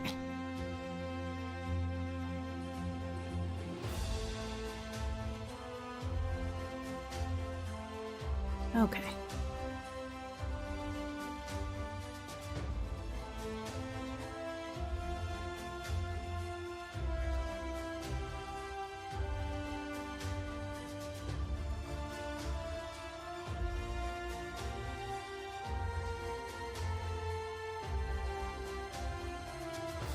Okay. What? What is that? What are you doing there? Oh no. Oh no, we're halfway. Go always up, never down. Hi twin. Thank you twin. Do you need to get something for your knee? It's okay. I just sort of like massaged it for a bit and I think I'm okay. It just was like, you know, it's like just a short, sharp pain. I think it's okay. It'll probably bruise. I have really light skin. Hi, twin. You seem like someone who would play Grand Archive for 5 hours. So do you. Oh my gosh. We need to play more later. I woke up after 4 hours and my eyes just opened and I lay there like Grand Archive, Grand Archive, Grand Archive, and then I sent you all that stuff. Man. Goodness gracious. Thank you so much for the gift subs, twin. That's really sweet. Man, I wish stat blocks weren't so space intensive. I really like seeing some books that do it in a way where it's like all on one horizontal line and it's not so bad. Oh, hang on, you asked me something. Question, if you were breaking someone from an enthrallment curse, what might you bring with you? Something that reminds them of who they are, or another loved one that they didn't have to be enthralled by, or like some sort of strong smelling herb. Or smelling salt. Hi twin, I'm down. Yeah! Gotta do it. We're doing it. I already bought my ticket for the ascent. Oh. Gifted 5 subs. Oh my goodness. Revy! I thought you weren't gonna let the intrusive thoughts win, Revy. Thanks, Revy. Oh my gosh, Elle got a sub. So did Selena. That's nice.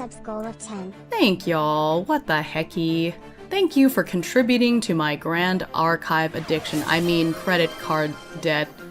I mean, technically, if I buy Grand Archive with my credit card... Oh, goodness. It was only half a mission. Okay, you know what? Fair enough. Now we've got a hype train. Holy crap. Okay, well, let me switch to my pre-debut model. It's a special one. Okay, do y'all care which pre-debut model? Hang on, I'll do a really quick poll, like a blink and you'll miss it poll. Oh my goodness, Woven, thank you so much. What the hecky? What the hecky wecky? Thank you. Hang on, let me do a poll really quick because I have 2. So which pre-debut model? The chibi, the ballerina. Because I have 2. So I'll do a really quick poll, and y'all can choose which one model. I think I've always ended up switching to that very, very first one. But you know, if you've really missed that like ballerina model that I had, this now is your time to vote, I guess. I have very limited layout understanding. So what I mean is I've seen books that are more aesthetic, and they'll have the whole stat block written out in a line like this.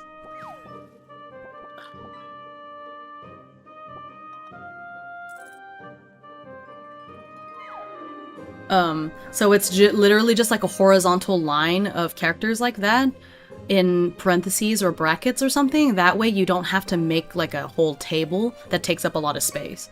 Because I've always seen these only be like a line or two. Oh my gosh, you got a nugget. Revy, you got a whole chicken nugget out of that lake. It's wild. I wouldn't eat it. I don't think you should eat it. By the way, I am brainstorming ideas on how to creatively get this timer down, and Mary suggested that every hour I can roll a die for it, where, well, Mary's suggestion was to roll a d4, and if I roll a 1, I subtract 1 hour, but if I roll a 2, 3, or a 4, I add 2, 3, or 4 hours. But I think that was Mary's suggestion. Let me see what she sent me. I think it was something like that. It was something like that. She said, every hour roll 1d4. If you get 2 to 4, subtract that many... Oh, never mind. If you get 2 to 4, subtract that many hours from the timer. If you get 1, add 1 hour to the timer. You have pretty good luck, right? Right? Oh yeah, I said I was going to add that to the quests, to the surprise quest, and I forgot. I should do that now. I thought that was pretty clever.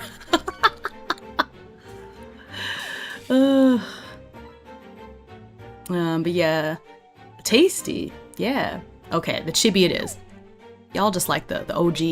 That is like the true OG me. Where is it? This one. It's the one. Alright. Oh my gosh, this is so nostalgic.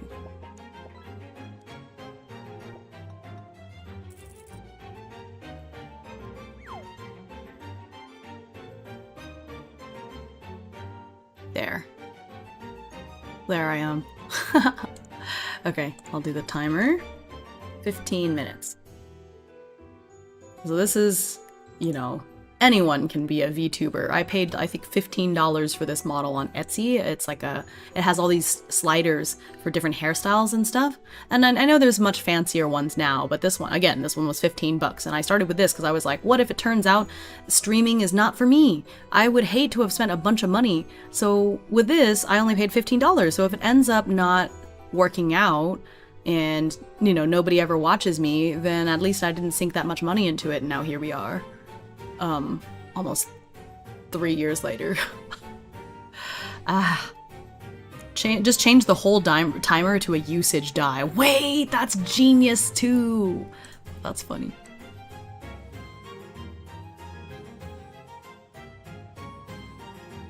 But I did want to add that to the surprise quest because I thought that was pretty clever.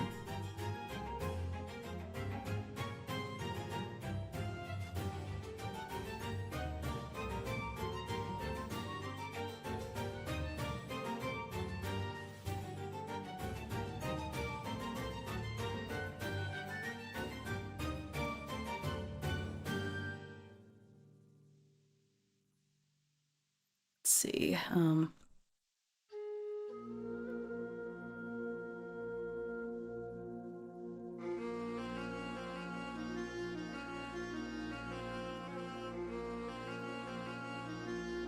I'm just gonna add that in. So I added that one and, yeah.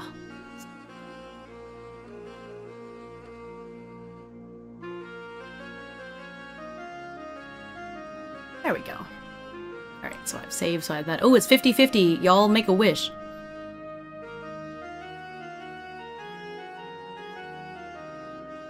Uh-oh. Although a weird thing happened with the goals. I gotta refresh the thing.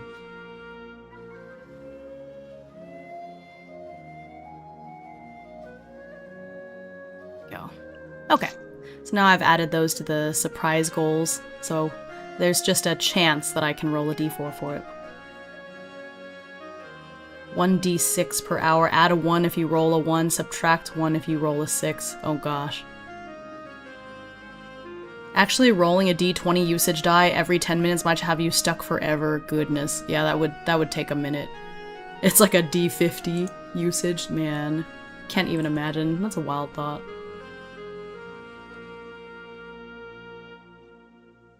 Oh, you know what? I could also, it just occurred to me, I could have some things that are more likely than others.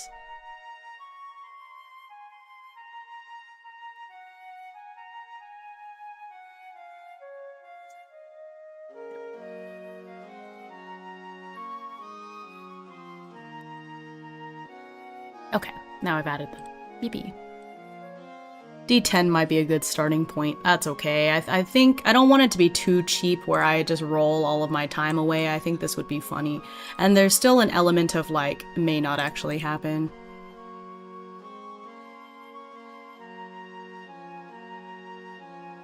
Okay. Most likely you'd end up reverting to the mean with more dice. Yeah.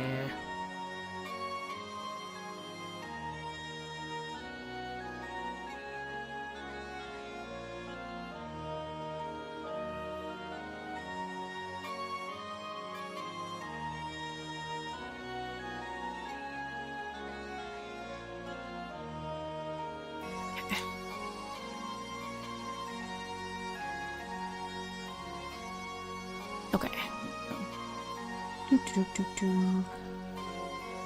Yippee. So I want to use the Oracle.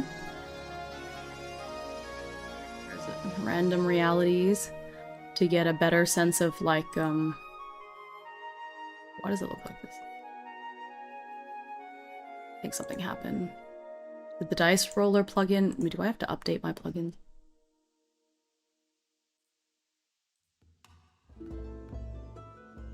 Oh, there's 5 of them that need to update.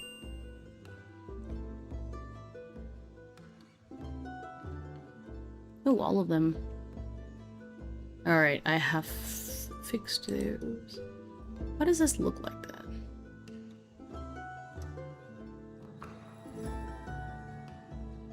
Oh no, something happened and this broke. So something happened in Obsidian and it broke all of my random realities table. Well, that stinks. Okay. It's okay, because I have the PDF for random realities, which will work just as well. I just need to get it. But I just want to get an idea of some themes as to what the conflict could be for Orion, because that's basically what I did for, that's what I did for Kale as well. Let's see, Nope, it's not here. Oh, there it is. Ooh, Fabula Ultima time. Hi, Rexfiel! Hey, exactly. To be fair, I tested out a D8 usage die to see how long a poison would last, and sometimes it lasted 15 turns, so a D8 at 10 minutes could have you taking 150 minutes. Yeah. Yeah, that sounds about right. Okay. So... it's the scene. Challenge is a type of conflict. Okay, I think that's good.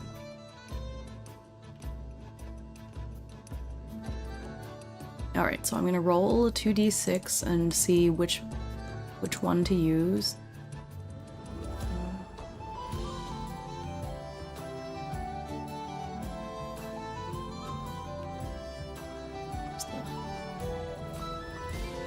It's not the right. Where's my solo TTRPG toolkit?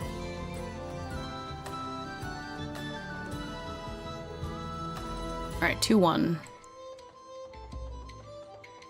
Okay, so challenge. Very hard race. But I don't... okay, I was gonna say I don't see how a race would let you decide. It would really help them decide which knight's order you should be in, but who says it has to be a random, like, it has to be a race of speed? It could be some other sort of race. Okay. Okay, I think something is forming in my head where they're like racing to eliminate a certain type of monster or something. Okay. Also says coordinate resource, creepy fortress, the dim hollow terrain, hollows. Okay, so maybe undead. Okay, okay. So build the quest is like, the idea is that new knight trainees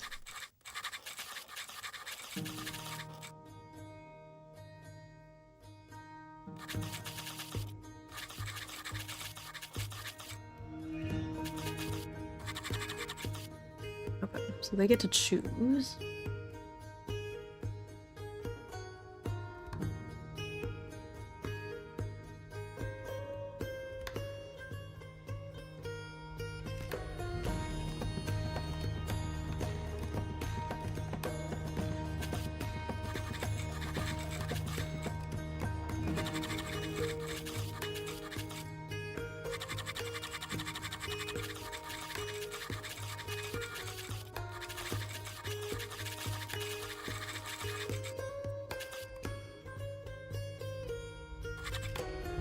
So new knight trainees are given a challenge to sort them into an order.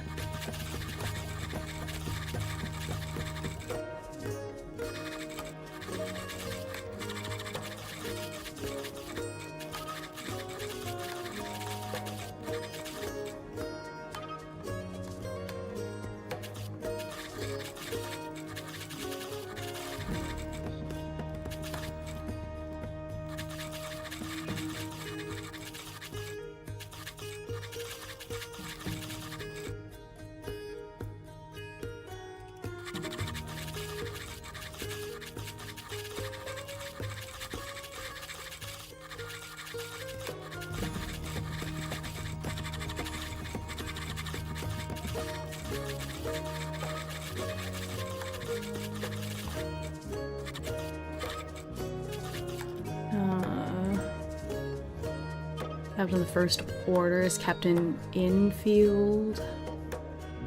Okay.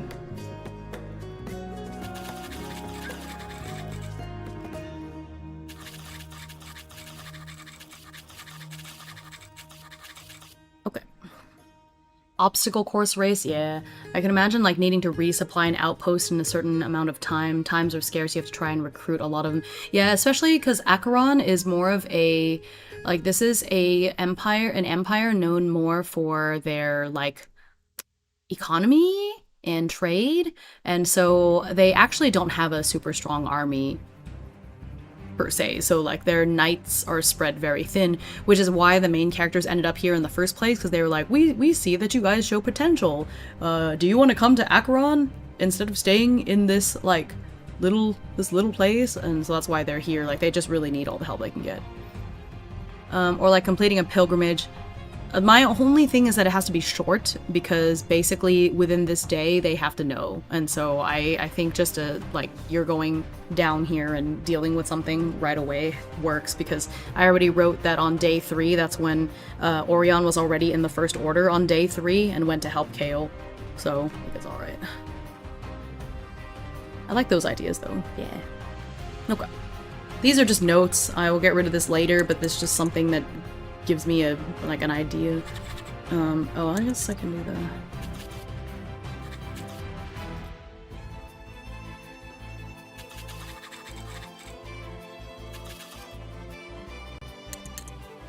Okay.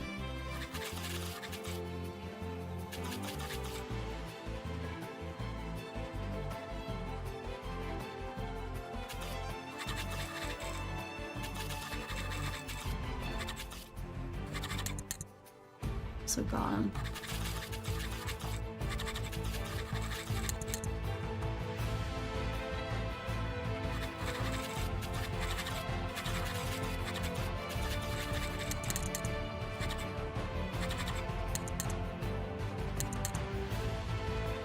So I think that's me trying to get some stuff for the themes of the challenge, and I feel pretty good about that. Okay. So I think I understand this part, so I'll just get rid of that. Okay.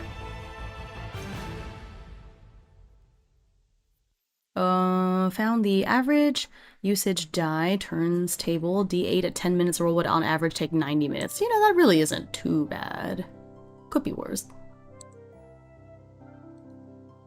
Okay.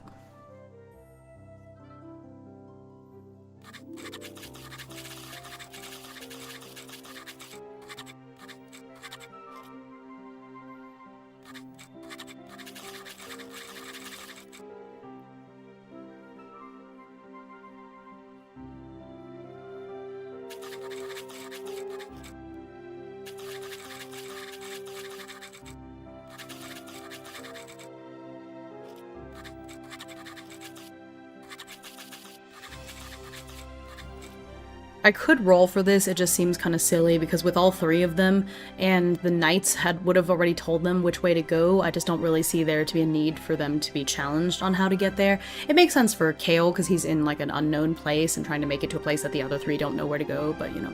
At this point, Hime might just need to stream all Labor Day, right? I think I just, you know, all I gotta do is try for another munchkin, right? I just start a new file and try for another munchkin. That'll decrease the timer. I just have some fears. I have a fear that it's a fear, but also like a light-hearted one. But you know, my birthday is next week, and I fear what some of you will do on my birthday.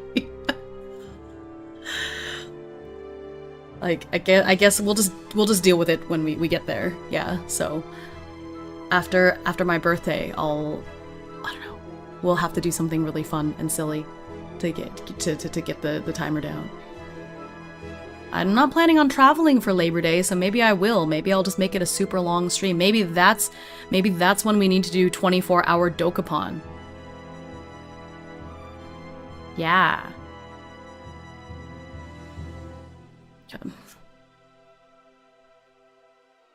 Okay, I had another brief moment of was I writing this in past tense or present tense?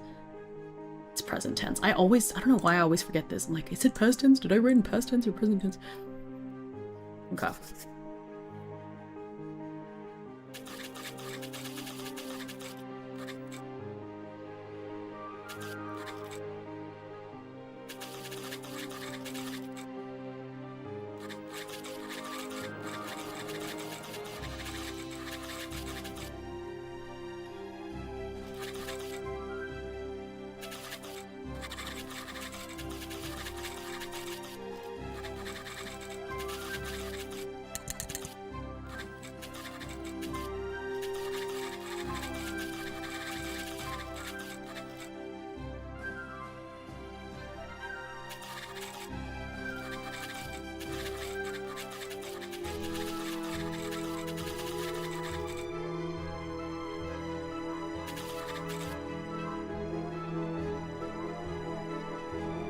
How rough look you'd expect to play.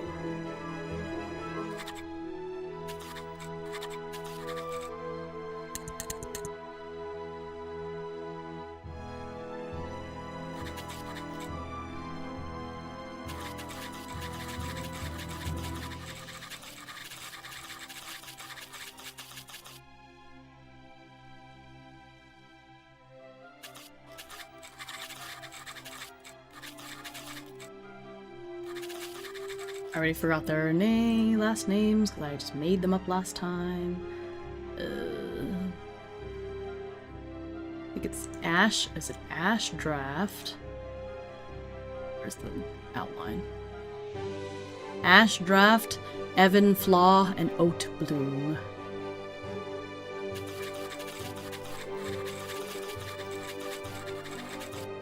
Those are cute names. It's very JRPG, obviously.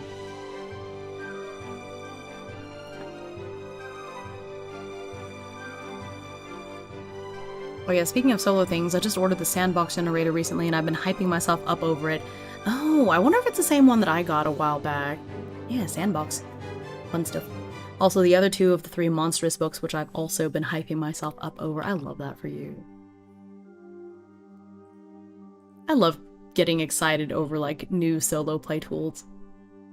Like, I don't know, there's so many oracles and stuff out there, but I still get excited every time a new one comes out. Like, I just love seeing different ways people play games solo. It's the one with the hex flower. Yes, okay, I do have that one. I got that one really early on. I don't know if I ever used it a whole lot.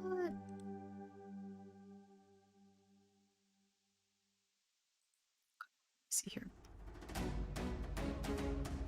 What was I about to look at? Oh. Da da da da da dun dun dun dun. Hee hee.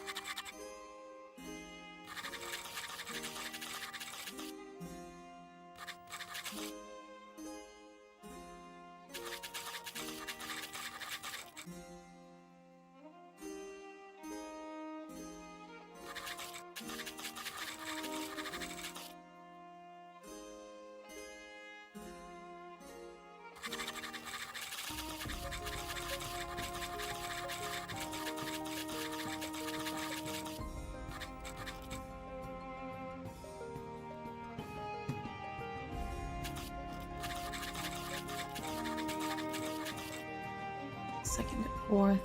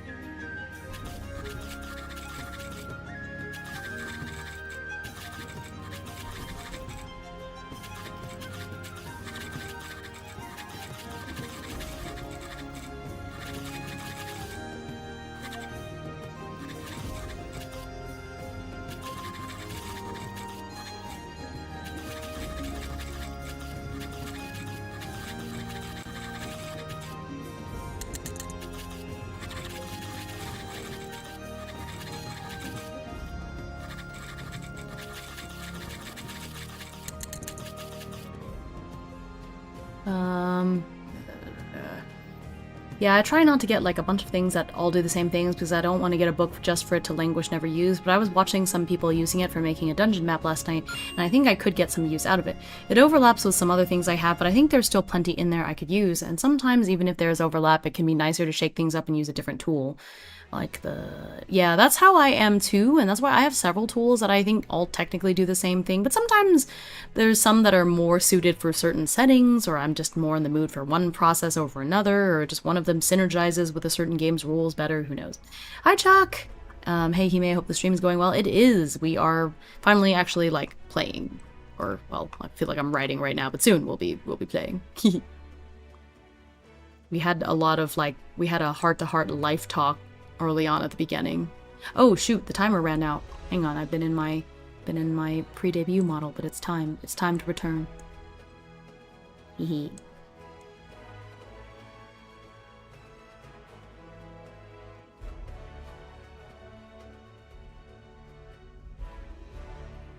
All right, back to myself.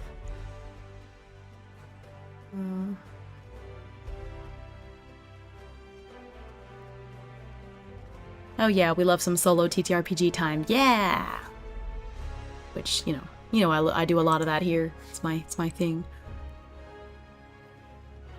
Oh. Am I a little bit itching to finish up and play more Grand Archive, though? I must admit that may in fact be the case. Oh, goodness, my brain. Okay. Where's my... Oh, here. Gonna take a sip of water.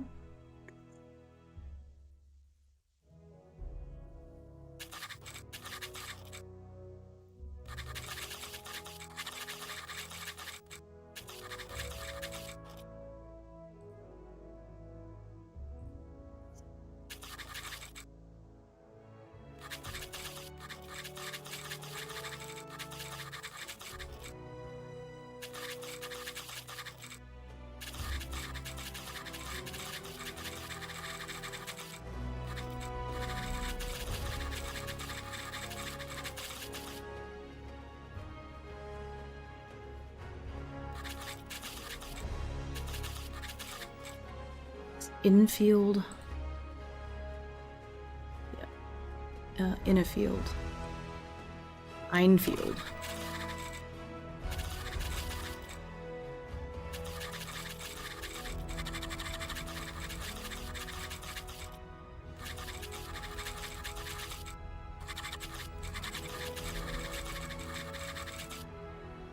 Yeah, like if I want to generate an NPC, I don't even know how many things I have that can do that, but some might be better suited for different occasions. Yeah, exactly. I have some sort of pre-generated characters as well, already made, that I can just drop in. Just depends on how much I got to think. Not gonna lie, I completely understand that. I just got access to a fan-made Yu-Gi-Oh! MMORPG, and I'm so excited to play some card games. What? That sounds epic. What the heck? Fan-made Yu-Gi-Oh! MMORPG. That sounds awesome. Oh my gosh. Yeah, I got into Grand Archive right at the end of Off-Kai, and I've just been, like, swan diving right into it. And I stayed up with my twin, Star Twin, last night, playing, like, several games just straight for 5 hours, and I'm still thinking about it. I just want to get more cards and build more decks, man. That's where I'm at. Ooh, I got a birthday coupon from the store that I got the other 2 booster packs from, so the booster boxes from, so I think I may just have to bite the bullet and do it. Okay. Okie dokie. Have it on my throne. But yeah. But now I saw that they're doing an altar for DTR that's coming out in December, October-ish, man. Hard life. Okay.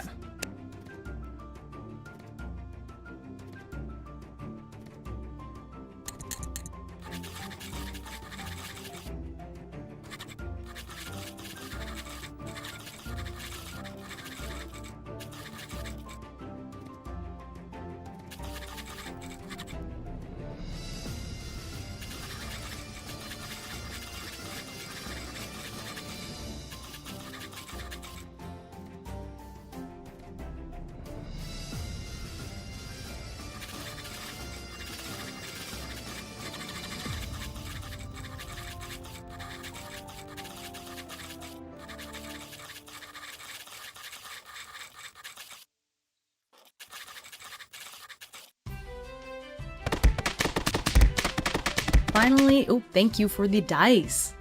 Finally finished my world setting vault. Gotta make a public PDF version, but that's a later day. Headache bothering me. Oh no, I'm sorry, Zach. Glad you were able to finish that though. Congrats. Hi, AD. Good to see you. How is your day going?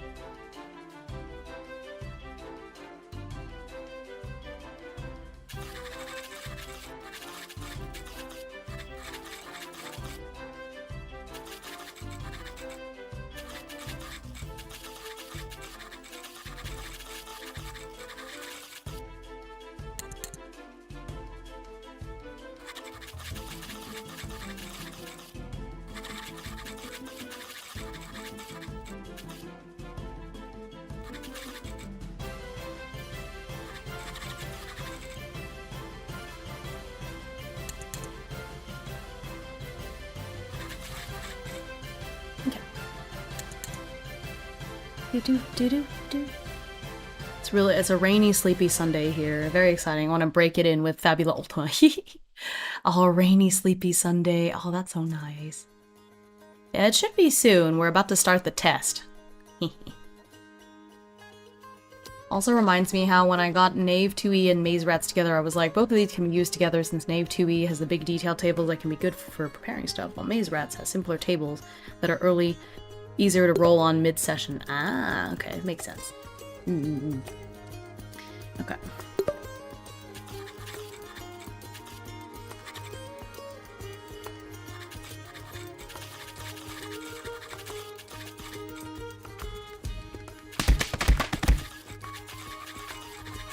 Oh, thank you for the hydrate. I just hydrated, but I'll hydrate some more.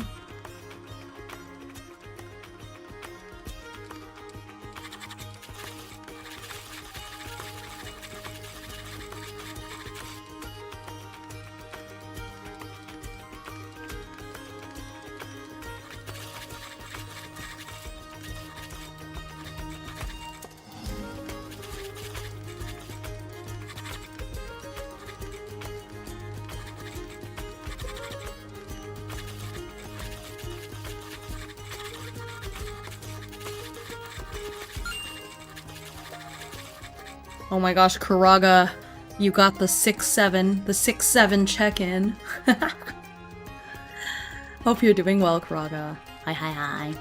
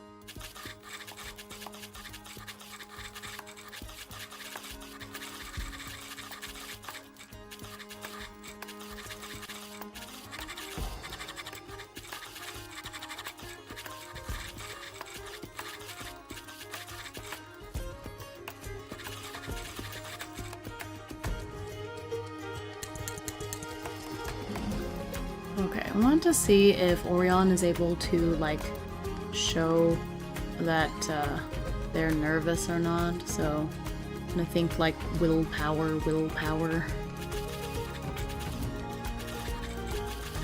And then, I can't remember what the, I have it in the gameplay notes. Okay. So I'll just do a DL10, just normal.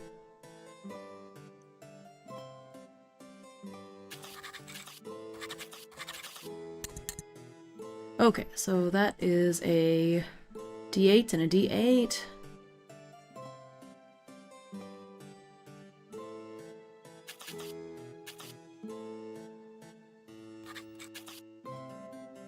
Oh wait, no, I need to see the results. Oh, I did something like this recently, where I got it to show the results, and I can't remember what the shortcut I used. Okay, well.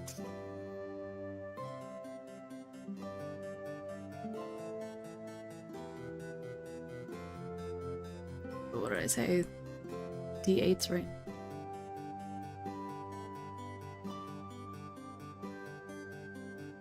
That's not very helpful. Wait, why is it rolling both of them? Okay, that's... Come on. It keeps changing both of the die. Okay, whatever, I'll just use this thing here. That's not helpful.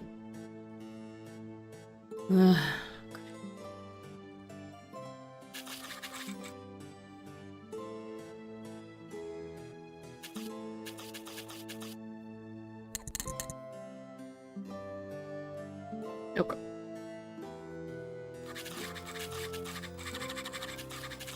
Well, first real dice roll of the game. That's doesn't look good. Oh, thanks for contributing to the Hotival Boyfriend Challenge. We're really looking forward to bringing part 3 for y'all.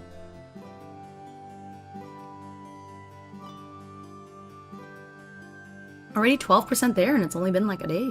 Awesome. We think we can finish off the other routes in one more stream, and then we can do maybe 2 streams for the BBL route. Which I cannot stop thinking of as, like, bird butt lift. After all that, we kept being like, haha, BBL.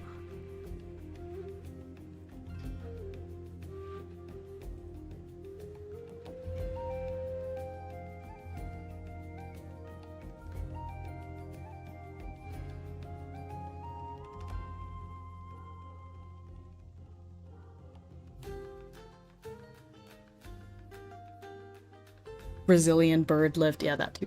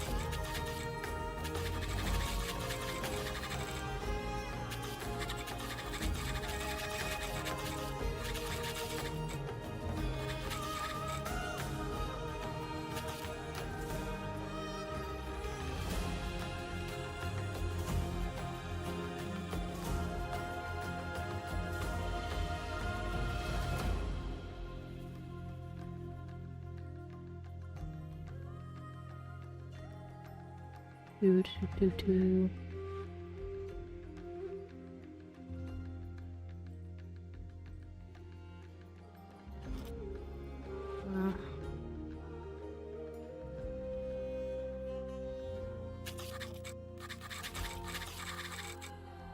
Actually, I should probably roll to see what kind of person this is. Actually, have I talked about other like ancestries in this? Are they all human? Are there animal people and stuff? I don't know if I ever talked about it. There's dragons, but I feel like it's kind of like a fantasy world, but it's all humans. Yeah, it says humanity is defined. Yeah, okay, so it's just all people.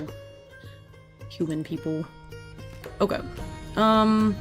I have other stories where I can play as all sorts of different ancestry, so it's kind of nice. Brazilian bird lift is the plot of that one movie, isn't it? Rio. Take some fish. Have some fish. Alright, I need to get another oracle for, like, person, people. I have them in here. Character creation. I want to know, like, what they look like. But I have this pre-built one that I may just,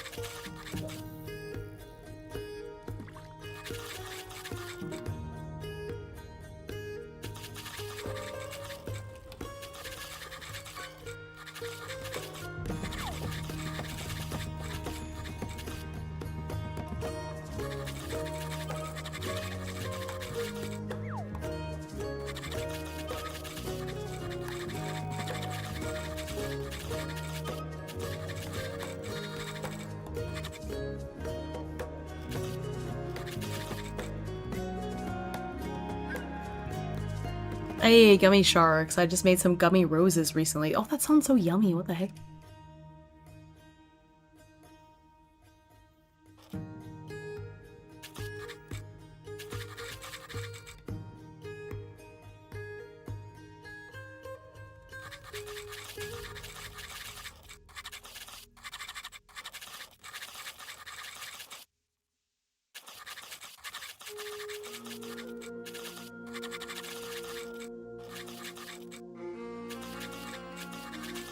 Should I be capitalizing the word order here? Oh well. I think so.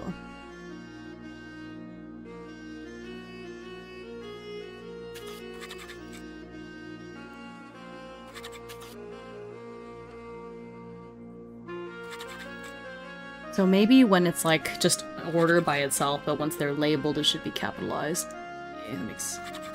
I think that's correct.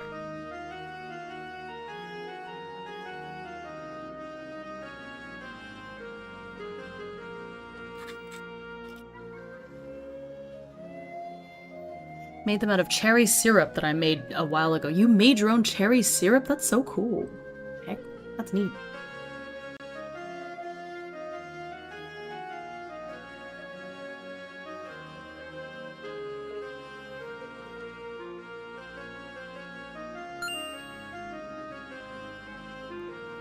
Nice sunset!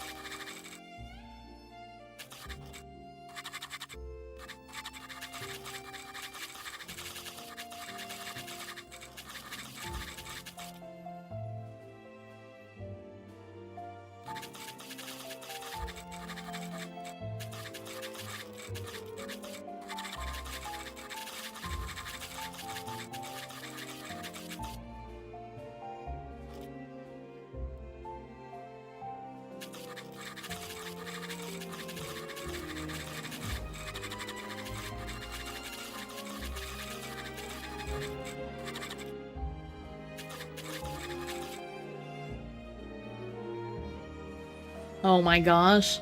I think I have to do, it's like Race Hollow's Fortress. I think I have to send them down to kill rats. I'm trying to think of like which game I played that had that, but I think it's Ragnarok Online.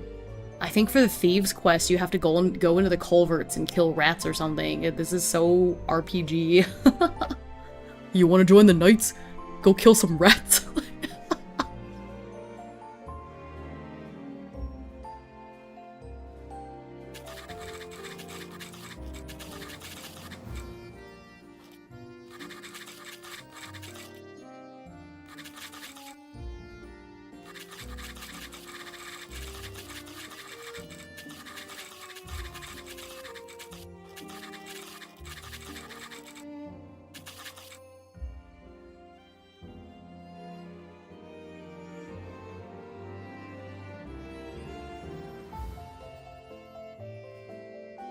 POV, you're a large rat and a first level adventurer just showed up. Excuse you, they're level 7.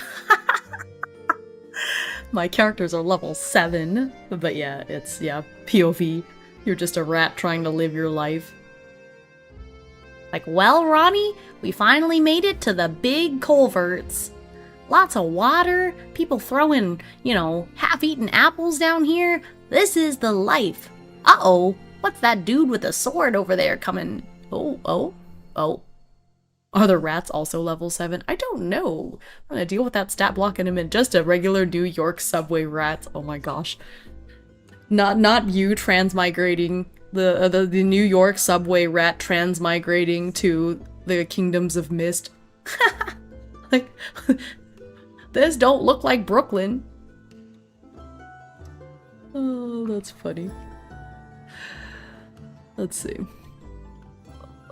I heard those are level 10 rats. I need Kappa to confirm. I'm gonna message him.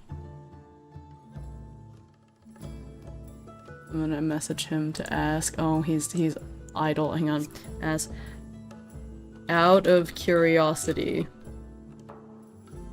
if a level 1 adventurer went to New York and had a quest to kill the rats there, would the New York subway rats, or what would the base level be for a New York, what would the base level be for a New York subway rat? Okay, I've asked him. When he wakes up, or when he gets back from whatever it is. Oh! He is checking my message on his phone. I don't know what he's doing. The thought of Kappa just being like out and about running errands or something, and it's like, oh, he may sent me a message, I better check to see what it is, and then you see this message. He's typing!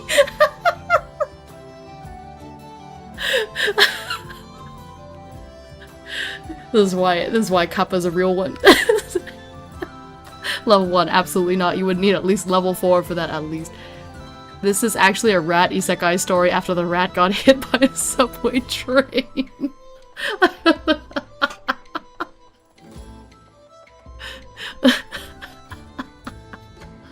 Small rat 3, medium rat 5, big rat 8, pizza rat 25. What the hell is a pizza rat? What the hell is a pizza rat? Yeah, this was Kappa's response. Small rat 3, medium rat 5, big rat 8, pizza rat 25. He even gave me a tier list. Pizza rat is the New York subway rat carrying a pizza. IRL lore. What? Like an entire pizza? Or just a slice of pizza? Okay, I think I know where this quest is going. He sent me a gif of the pizza rat. It's loading. It's loading. Or do I have to click on it? I have to click on it. What is it? Let me see this pizza rat. It's still loading. I think it was a slice, but still. It is still loading. Pizza rat descends stairs gif. It is still loading. The suspense is killing me, but here, I'll link it for y'all in case you have better internet than me or whatever and can see it. What? Why is it still loading? This pizza rat. I see. Okay, that's still really impressive. Okay, I finally see it now. Wow.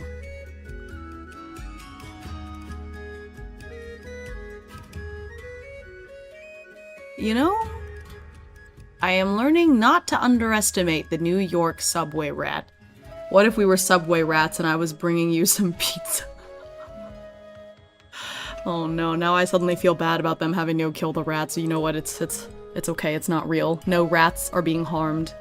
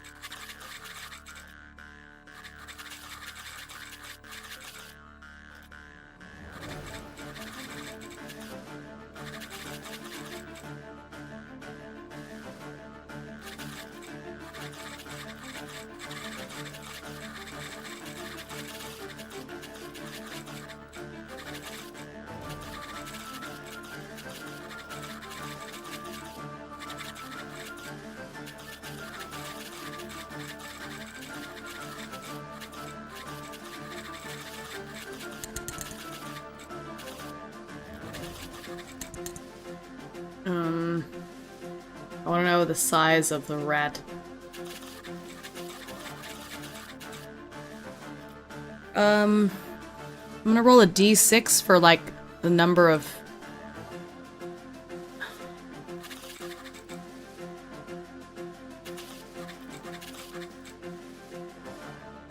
I'm gonna roll a d6. With the number of feet. Oh, it's 4 feet.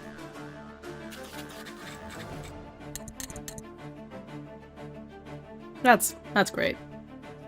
You gotta think about it like this. Those rats have spent multiple generations getting faster and craftier. They were kind of inadvertently bred for this type of thing. You know what? Fair. They got, like, a speed run of natural selection.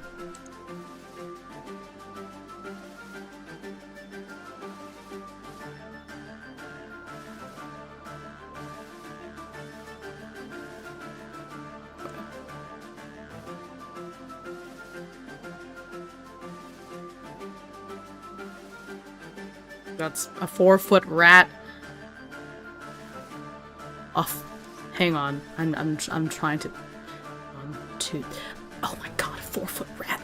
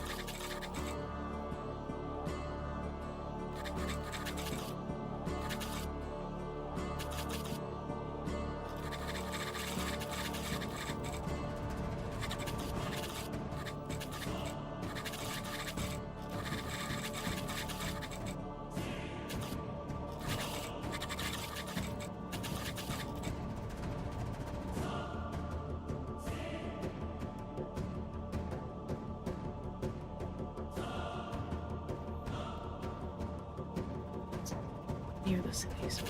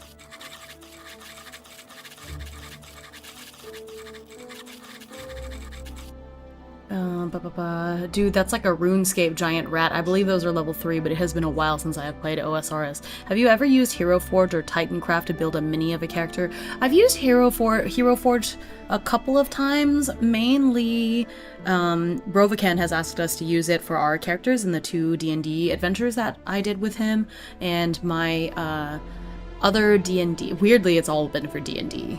But yeah, I just find that they're a little bit limited in the kind of characters you can make. They're more traditional D&D, and so I don't know if I have as much usage for it with other things. Like, because even making, trying to make Caspian, like, a teddy bear, that was really not possible with Hero Forge. I ended up just making him I made him a bear, but like a halfling bear, so it was, you know, but it didn't look the way that I wanted it to look. So I have, I'll have to look into Titancraft. I didn't know there were more services like that.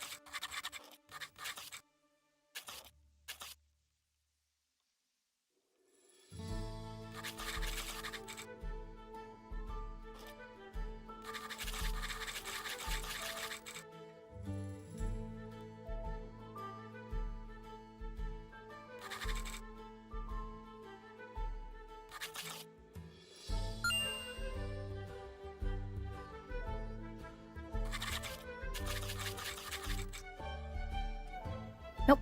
Hello, Jochira. Welcome in. Hey, good afternoon, Utsugi. This session seems very good. Thank you so much. Sorry if you said that a little while ago. I was a little locked in, but yeah, thank you. Yeah, we are about to go down there, so I think this is starting off with combat a lot faster than the last session, just because of like the nature of the challenge and everything. Okay.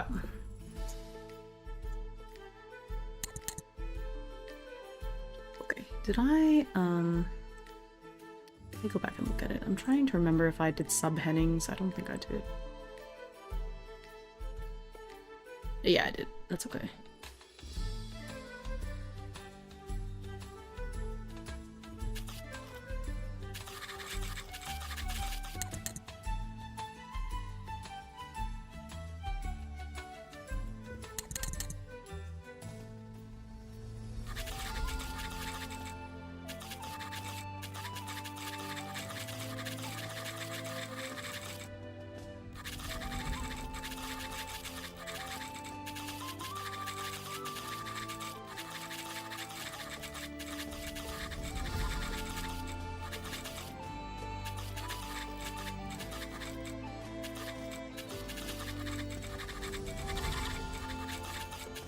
How's the glasses VTuber doing? I am doing great. Oh my gosh. I love that you referred to me as the glasses VTuber. That makes me so happy. I do have rather large glasses. They're not as big as my forehead though. Like, I know it's just an art style, but dang, my forehead is big. Chuck Brando calls for a change in my form. Could this one be dealer choice? You know what?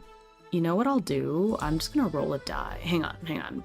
Since you're leaving it to me, I can choose between more things. Hang on, let's see. I have 1, 2, 3, 4, 5, 6, 7, 8,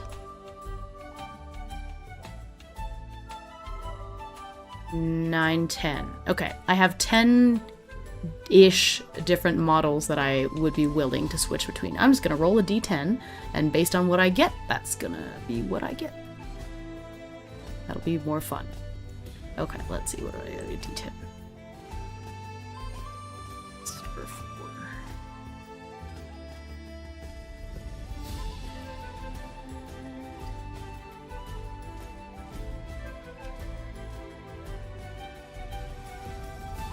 Oh, you're gonna love this, Chuck.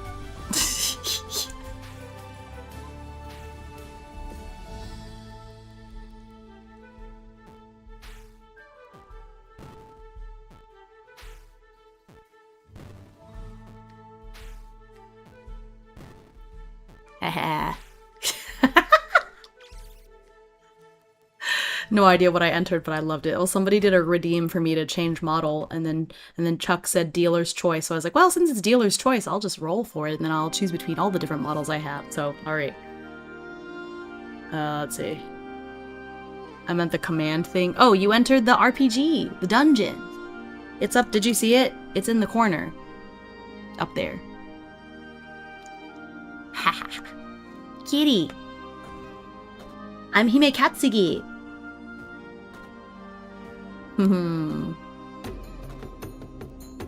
Okay. But have you ever seen a cat play a solo TTRPG?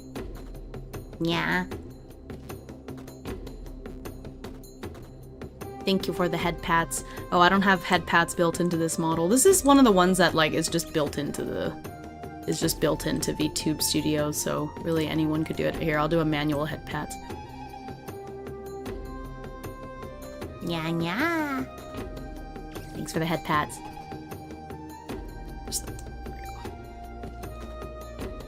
I mean, I'm a cat that plays JRPGs and Souls games. You know what? Fair. I've played games where I was a cat, but I've never I don't know if I would trust my cat to play games. I feel like they might have better dice luck than me, and then it would make me really mad.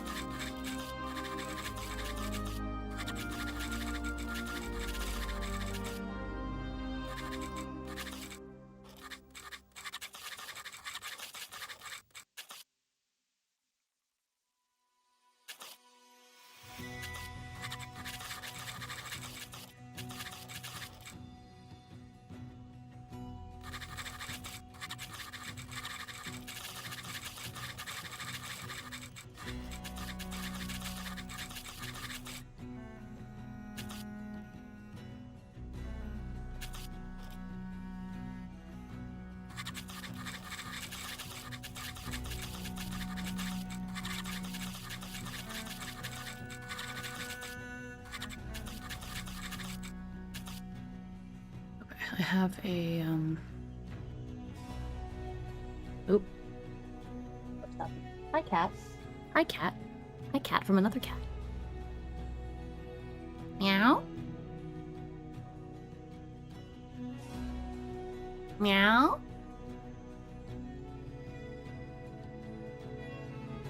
Meow, meow? What do you mean, killer? I've always been a cat.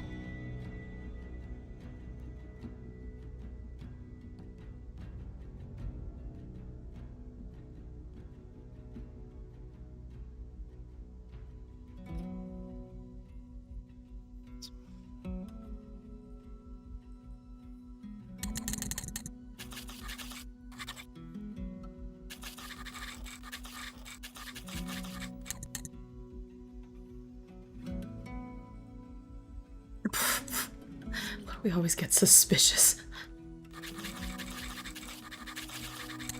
We just this game is just leading me towards enemies to lovers only. Atonement.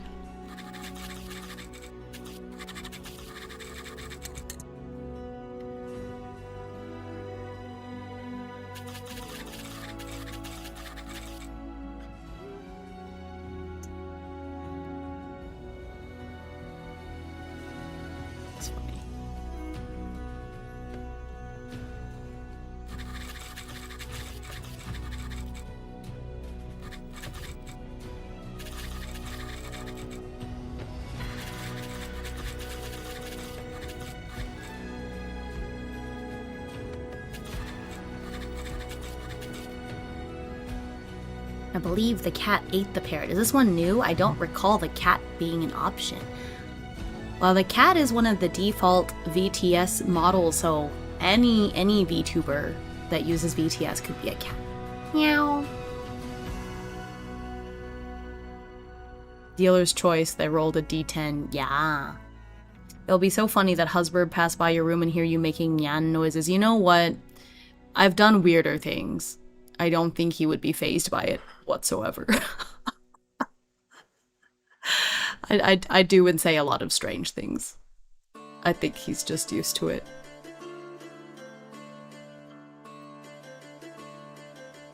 Plus, we talk to our cats. We'll both be like, meow, meow, meow, meow.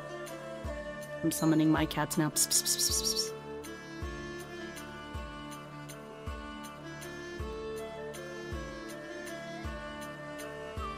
Oh. Okay, anyways, it's been 5 minutes. It's time to switch back. Hope you enjoyed. Be like my parents, they always think I'm speaking with my friends. Exactly. My two just answered you. Look, I speak the language, okay? My cats are 17 and 16. I speak the language. I've had them for so long. I know the language of the nya.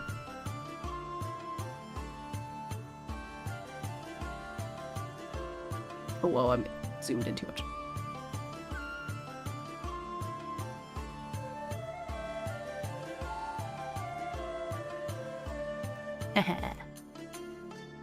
Okay, I'm back. Oh my gosh, I just realized Black Cat is like Sylvester and I'm Tweety. I could just switch between the forms at will. My Tweety or my Sylvester. Suffering Thuckatath. That's what I should have done the first time. Okay, anyway.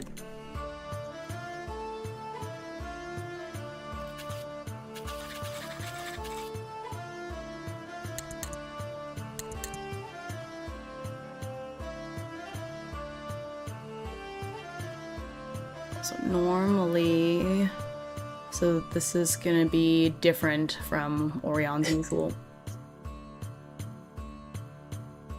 So Orion would normally be pretty friendly, but since I got the option, it's not gonna be the usual. It's an alternative action, so just a little.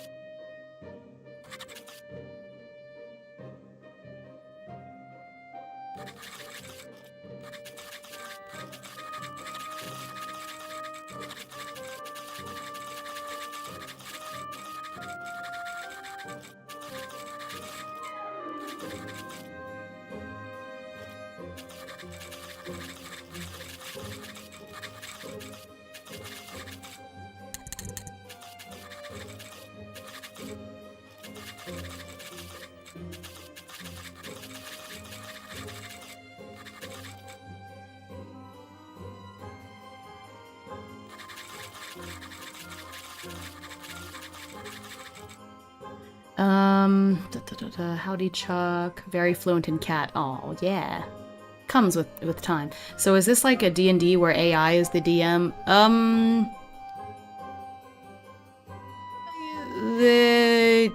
the DM. Like, I don't use AI, I'm very against it. So kind of similar to... It's just instead of a DM, I use Oracle tables. So like these things here. So I have my main character, my POV character's personality down, and then I roll to see what they do. So if I get the obvious, which like that means, okay, well, they'll just do something that's in character. What I rolled just now was the option, so it's something that is still understandable for them to do, but slightly out of character. So in this particular situation, so normally Orion is very friendly and outgoing, but since I got the option, I took this as, okay, well, Orion is nervous, they're in a weird situation, so instead of being totally friendly, they're a little bit suspicious. Oh, I thought it was a browser game. No, I'm typing this into Obsidian. Yeah. I have made a peculiar observation. Ever since I played a few matches of League Classic, I've been getting non-stop DraftKings advertisements. I think I might be on to something. They're listening. They know what you're doing. Yeah, no, it's not a browser game at all. I'm using Obsidian. So yeah, no, I'm typing all of this. There is this random table type thing here, but it's not AI, it's just random. So this is also what I used for this random person. I want to know what kind of person they are, so I rolled, and I got that they have a suspicious disposition. Their general motivation is for atonement. I don't know what for, but that's not important. And then they have a daring approach. That's way I don't have to make up everybody. It's like, okay, I met a random person. What are they like? Here. Yeah. So it's just random tables that help.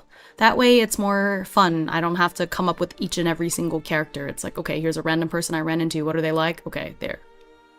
And it was the same thing, well, I don't know if you were here at the beginning, but I had to come up with the challenge that they had to do in order to, officially join the knighthood. And so I got that it's a race, and so they're sort of racing to eliminate rats. Oh, I should have put that in the thing. Yeah, they have to the end of the day.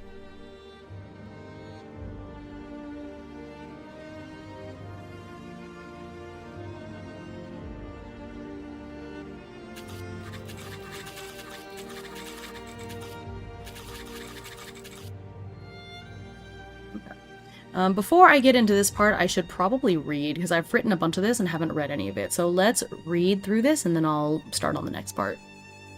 Okay. After parting ways with Kale, Orion and the others follow the knight's directions to arrive at the knight barracks. The facilities are very neat and orderly. Looks more like a shopping center if you ask me, Celine whispers. True, Indigo nods. It doesn't have the rough look you'd expect from a place full of warriors. The receptionist at the front desk notices them walking in. Ah, I presume you all are the trainees, Ashdraft, Evanflaw, and Oatbloom. We've been expecting you. Thank you for coming all this way to join us. Orion bows their head lightly and then smiles. Not at all. We're honored that the knights extended the invitation. What would you have us do? The receptionist leaves her work to another knight before leading the trio out of the main hall. Today, we're having all the new recruits do a test to see which order they'll be sorted into. The Acheron knights have 5 orders. The 2nd and 4th are for mages, while the 3rd and 5th are for melee fighters. Of course, you need real skill to be in the 2nd or 3rd order, so generally, new trainees will be placed in the 4th or 5th orders to start. What about the 1st order? Celine asks, tilting her head. You won't qualify for that one. The 1st order is the special group for those skilled at both magic and hand-to-hand combat. They get sent on the most difficult assignments and such. Captain Einfield handpicks knights from the other orders for the 1st once they've proven themselves. Orion can feel their friends' gazes shift to them when the knight says skilled at both. After all, Orion has trained hard as a spell fencer under their father. Still, it's not as if they've seen much real combat. Best to keep that as a future goal.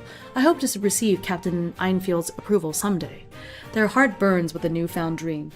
The trio is brought to a big area that they overhear other knights calling the training grounds. It has a big dirt track for running, training dummies, and various other equipment that has obviously been well used. There's already a group of other people standing around in a crowd. Judging by the fact that none of them are in any sort of uniform, Orion figures that they must also be new recruits. And then I failed this will check.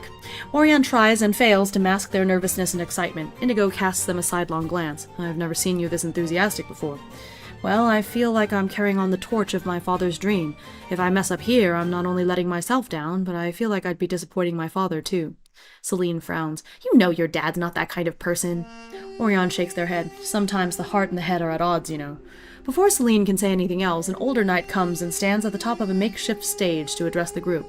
He looks nervous, perhaps even more so than Orion, and possesses curly black hair gone half gray and a hairline that's receding fast. This appears to be a man always on the verge of a nervous breakdown. Still, when he speaks, his voice is steady. Greetings, new recruits. I am Captain Meadowbend of the Fifth Order. I wish to be clear. You are all knight trainees of Acheron now. We do not have an entrance test. We welcome all who wish to serve. Today's test merely determines which order you will be serving in. Mayhap I will see many of you in morning training tomorrow for my own order. As today's test, we will be sending you into the city. There have been reports of rodents in the waterways underground. The Emperor does not wish for them to contaminate the water and has tasked us with extermination. Orion exchanges glances with their friends. Really? The knights are being sent to hunt down some rats? After seeing everyone's disbelief, Captain Meadowbend turns and gestures for someone to come forward. Another knight comes with a large cage covered in cloth. After placing it down on the stage, they remove the cloth. Even without taking the tail into consideration, the rat inside the cage appears to be about 4 feet long. It's snarling and clawing at the cage and trying to bite its way out. Some foam dribbles from its toothy maw. That's definitely not something you want near the city's water supply, Indigo murmurs in a low alarm. Everyone who had been incredulously complaining about the task shuts up upon witnessing the actual creature. Captain Meadowbend continues. There's reports of dozens of them down there. Each of you will be assigned a different area of the waterway to explore and patrol.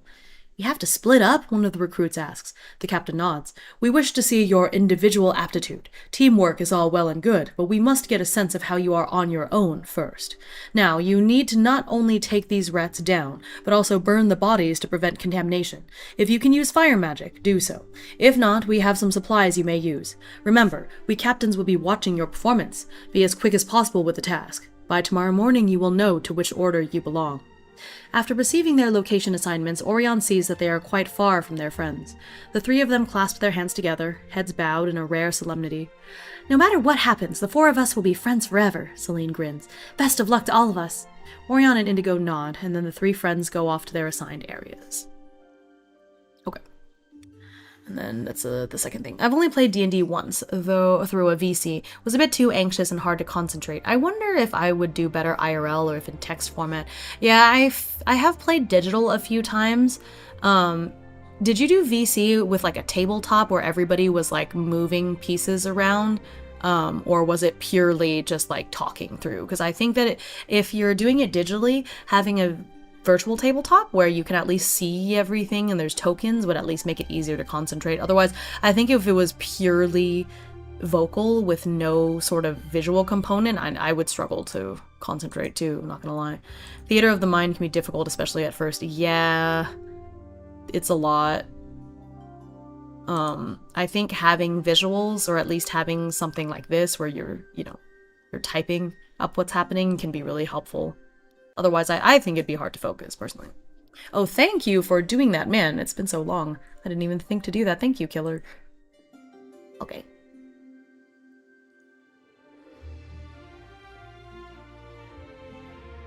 Oh, I see Kappa liked my message about this.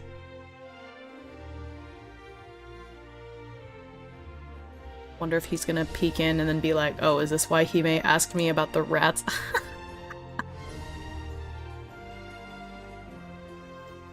Okay, and I'll read the into the waterway part once I'm done with it, so.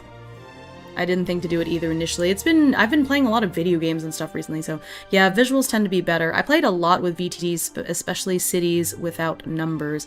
Oh, I have all of those Without Numbers series. I still need to really do a deep dive. That'd be a cool series. I need to actually, like, go through them because I have them and they're just sitting there. I have so many cool resources that I haven't had a chance to like actually play through or look at even.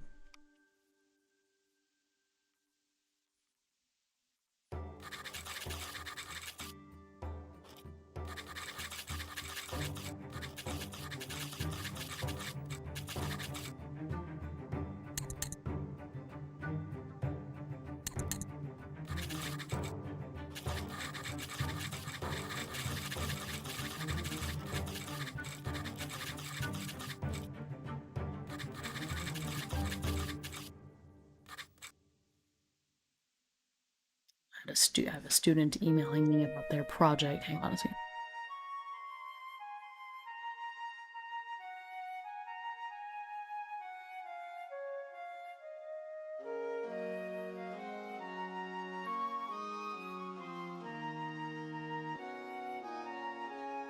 Hang on, let me reply to this kid so he doesn't have any anxiety. I normally, just to be clear, I do not normally respond to correspondence over the weekend or after hours for school-related things, but it's the first week of school, and this is... Long story short, they had a project where they had to create a little cube to introduce themselves, and this kid had his cube taken up by another teacher, and then the other teacher was not careful with said cube, and it ended up getting all crumpled up, or so the student says. The project was in such bad condition it could not be turned in. And I know he worked on the project because all of the kids were working on the project in class, like so I don't doubt that he had it. And so I am just, I don't want him to have anxiety over it. And he doesn't know me that well, so I will be nice and just respond, like, at this time.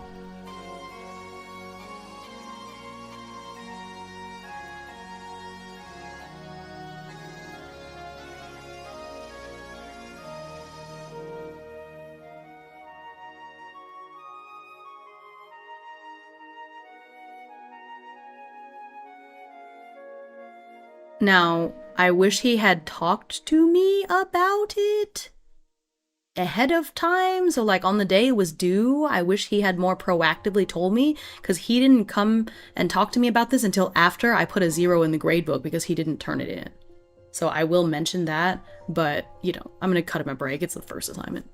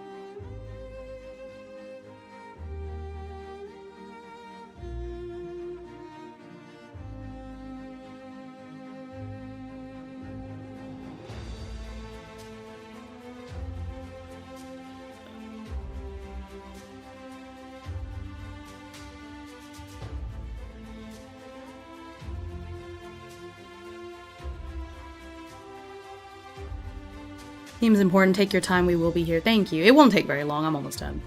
I'm just telling him, like, I appreciate it. Don't worry. I already told you I'm not taking off late points. It is a 0 because you haven't turned it in. Once you turn it in, it will not be a 0. But next time, please tell me ahead of time. Like, I shouldn't... The only reason he came to talk to me about it was because he noticed I had put a 0 in the grade book, so then he was failing my class after the first week of school. So of course he's concerned. But the thing is,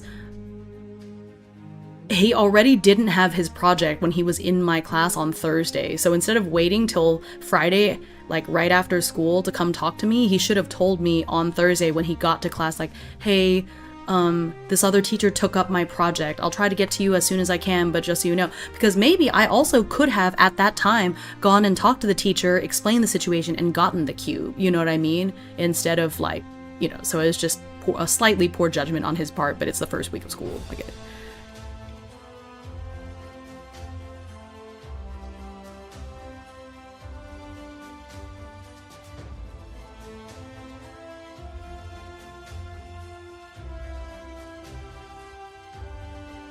I'm unfortunately one of the kids that would have just taken the 0 out of humiliation. The problem is that if you are failing a class, it makes it like you can't really do clubs or extracurriculars, and this is a kid that does sports and things, and I don't think he wants that on his... Like, who knows how long it would take for him to recover from that, since we wouldn't have another project for a while, so... Yeah, it's okay. And again, normally I would not respond, but this is a little sensitive, and we have testing tomorrow, so he needs to, you know, whatever.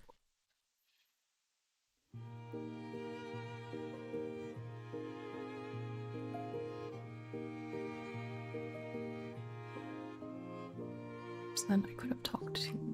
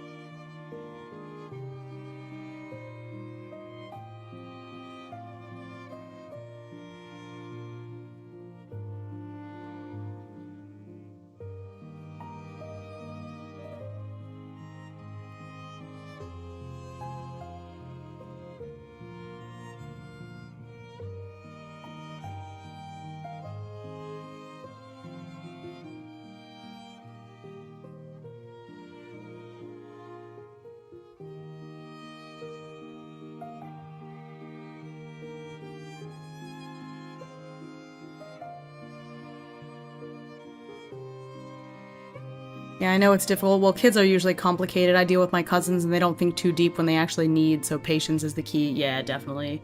Yeah, I gave up multiple opportunities growing up because I didn't know how to deal with shame. I know what you mean. And I definitely have some kids that are like that too. Like, they'd rather take a failing grade than ask for help, but at this point in their lives, they're young enough that I do try to intervene before it gets to that point. So I wouldn't actually let the kid keep the 0. I would have checked in with him and been like, hey, you know.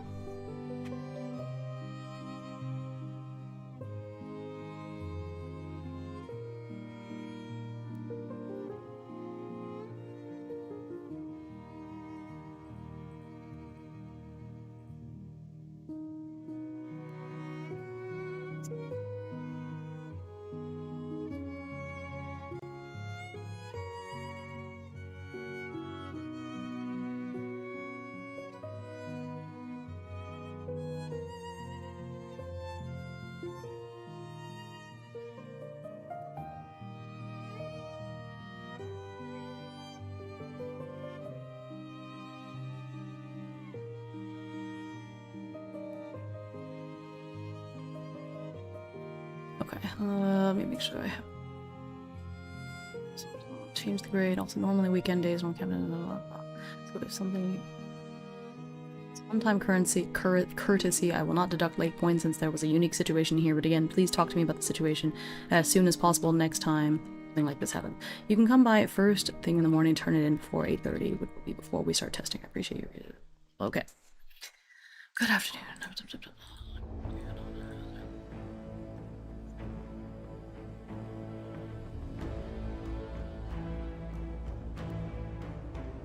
Cool. That.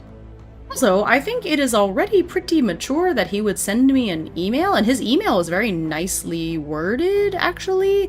Usually when the students email me, it's very like, hey, yo, miss, I need blah, blah, blah, blah, blah. So, it's actually kind of nice. I am glad they decided to go more of a classwork over homework model. Yeah, I still, especially with math and only seeing my students every other day, I think some level of homework is somewhat necessary, but I try to find ways to motivate them to do the homework since we can't take a grade on it, and I think it works pretty well. Like, I think my system is pretty good. Okay, anyways, so I'm done with that. Thank you. So let's see. Kevin is pretty good at world building lists, roll tables, and faction rules. Yeah, I've been, because I backed his latest thing. I can't even remember what it's called. Well, I'll go look at it. And so he's been putting out like beta versions, and I've kind of been poking through it here and there. Yeah. But yeah, I think with all of the different situations kids are in at home and all, I think it makes more sense to go for a classwork model too, because who's to say, like, I've had to not deal with, but like I've had students who really couldn't do anything at home because they were forced by their parents to do part-time work and all sorts of stuff, you know, and so it's just not fair. We don't know the kind of home life kids are going through. I can guarantee that if a student is sitting in my classroom, it's a book of unnumbered worlds, I found it. If a kid is sitting in my classroom, that they will have generally all have the same experience. However, I can't guarantee that all of my students have the same environment at home. So it seems unfair of me to try to, like, hold them to the same standards for, like, at-home work when they don't all have the same at-home, you know, environment, if that makes sense. Legit good teacher here, reminds me of my teachers in my high school days. I really appreciate that. I try really hard to be, you know, and this is a quote that's on my the clipboard that I carry around the room, but it says, be the teacher you needed when you were their age, basically. And that's what I try to remind myself every day. So I try to be patient.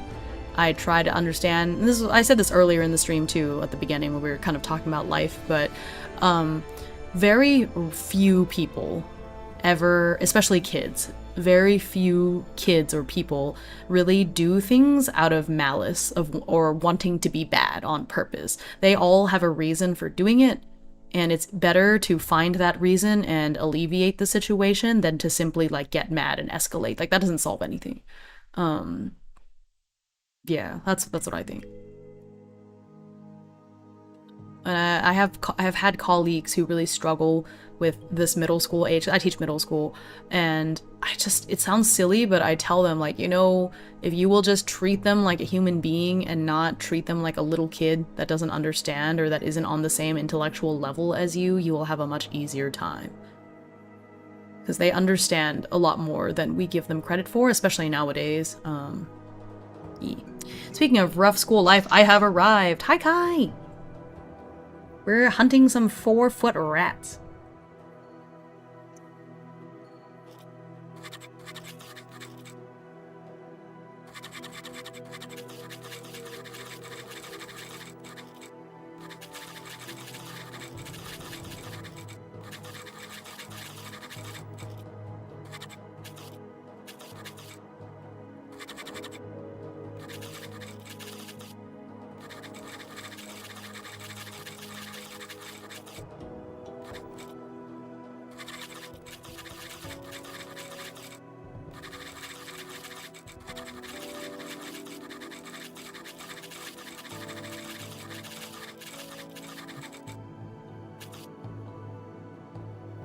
Okay, do I have some sort of like...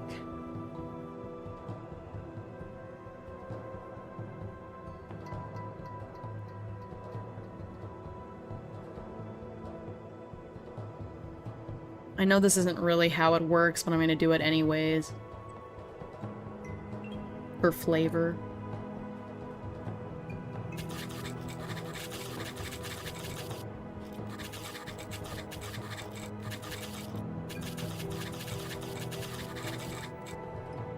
Fire energy.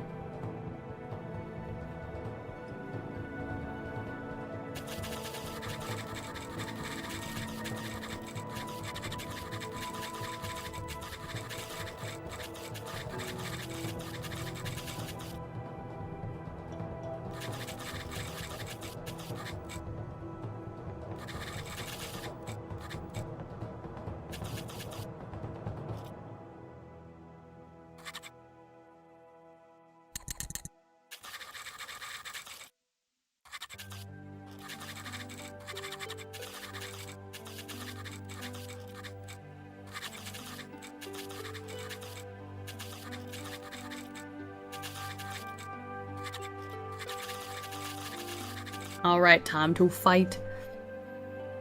Love a good Roos. R-O-U-S. Yeah, rodents of unusual size? Yeah.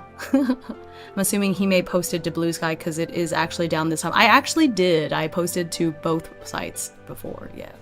I get you every single word. Being bad on purpose is rare, and kids tend to fear the consequences the most, so I think is good to be there for them. It's just something that I really discovered, especially because I teach math, is that when a kid acts out in my class, it is 90% of the time, it is because they actually don't understand what we're doing, and they're too afraid or embarrassed to admit it. And so instead of, like, floundering and showing their peers and me that they don't understand the topic, they just act out and goof off instead. And so every single time I've, like 100% of the time, I've pulled this kid aside, gently explained what we're doing, and then once they get it, suddenly they don't misbehave anymore. Wow, look at that. You know, so it just...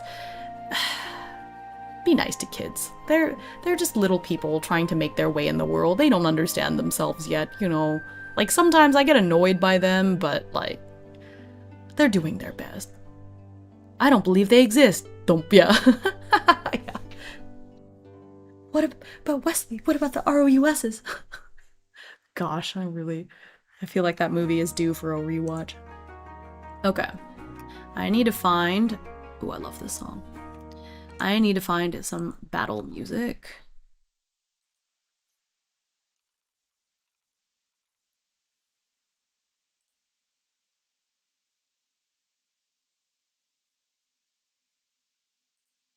This should be okay.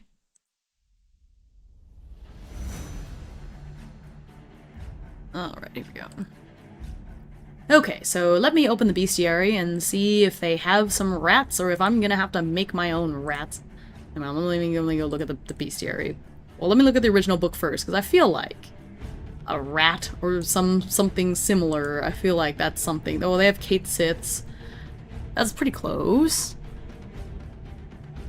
This is my hack, right? So if you're like, oh my gosh, how do I deal with, like, random enemies, whatever, my hack is to take the stat block of an enemy that is kind of close and then just adapt the flavor text, you know? I don't think I've ever actually seen this movie. I'm pretty sure rats are in core. Okay, we'll see. My mom is a special ed specialized teacher, but she doesn't seem to get that anymore. Shame so many of the 8th graders she teaches are illiterate. It's really sad. You know, you give a kid an iPad, and very late to the stream, I'm curious what word processor text editor you're using for this. I am using Obsidian. So actually, I don't know where the links are. So I'll do that on Twitch side so I can copy this. So I actually have a tutorial on YouTube about how to use Obsidian for solo TTRPGs, which you can watch there. That'll show how I do it and all my little plugins and stuff. So yes, this is called Obsidian, which you can get. It is a free app. You can get it here. So yeah, join me in Obsidian Land. It is free. Okay. Anyways, what was I doing? Scrolling. Mimic. Why is this PDF taking so long to load? Shroomkin. Cactroll. Oh, these are getting really high in level. Dragon Trap. I don't see any rats. There's some undead. Zombie. Skeletal Soldier. Ghoul. Mummy. Hang on. Let me just go to the index and see. Rat. Nope. Okay, I don't see any rats in here.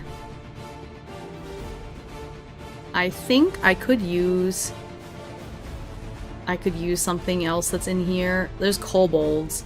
I would probably just... No, but I think these kobolds might be too deep. Wait, hang on. Nymph, Spikeflake, Granado, Static Ooze. No, those are elemental. Shadow Howler. Imp. Forest Golem, Bronze Golem, Razor Boar. Might just be called something. No, those are constructs. Sun Bear, Ant, Vampire... Oh, there it is. Giant Rat. There it is. It's called a Giant Rat. There we go.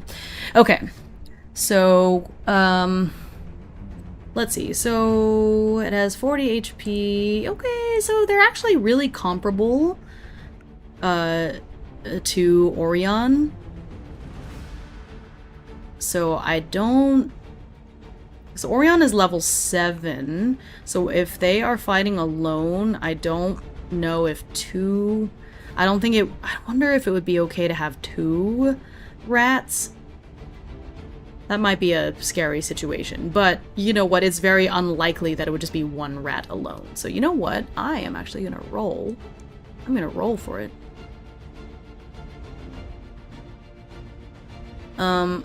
I am going to do a D4 -1.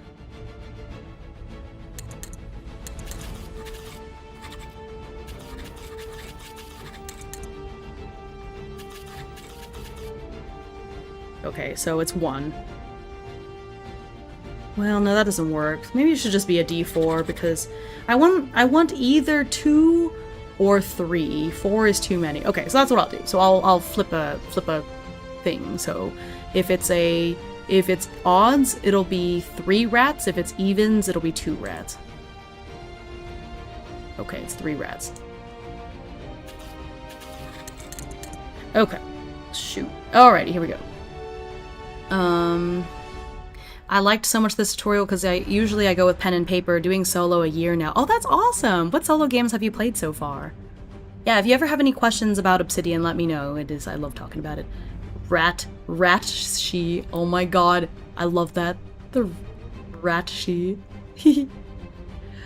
My mom used to be a psychology teacher in India before she moved to Sweden. That sounds really epic. That's cool. Hi, Anna! Okay. 3 rats. Okay, so let me, I'm just gonna take a screenshot of the stat block.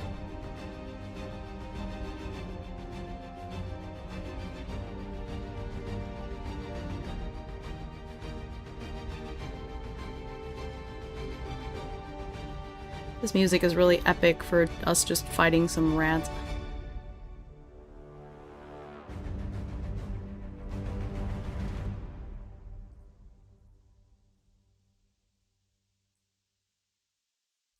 There we go.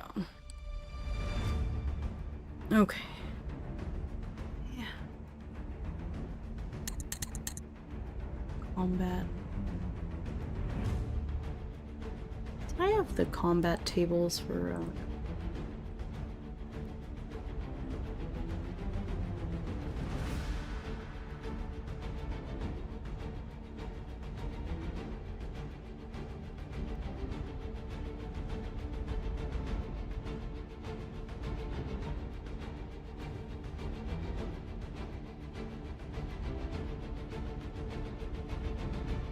I don't think I have a battle template. Okay, that's fine. Let me see the one that I did for... It's been a second.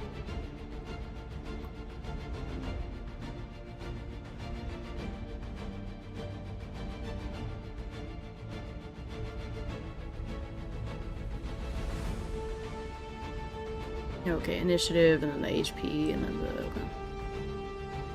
We just go.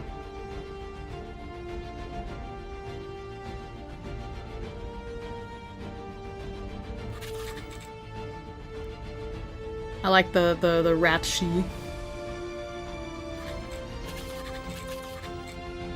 Looks like there's 14.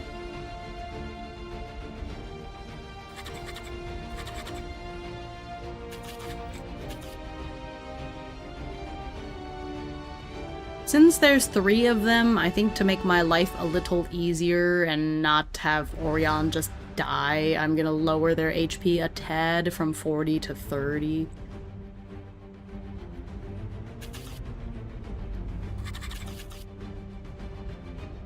I'll keep their MP the same though.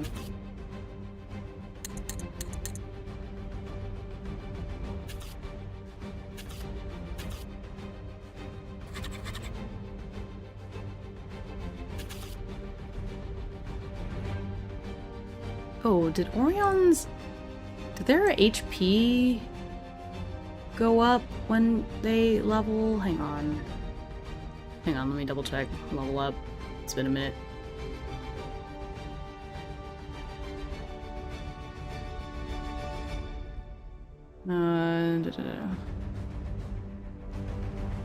Hard to remember. I played solo Karen, it was very good. I was thinking on doing Fabula Ultima too, so I think I'm in the right place. Oh yeah! I know they're working on their own module later, but I really enjoy it. Okay. Oh, I didn't do any of this stuff. Okay. Increase your maximum hit points and mind points by 1 point each. Okay, my bad. So I forgot to do that. I don't think I did that at all. So, Kale should have also gone up by 2, because it's been 2 levels. Because they started at level 5.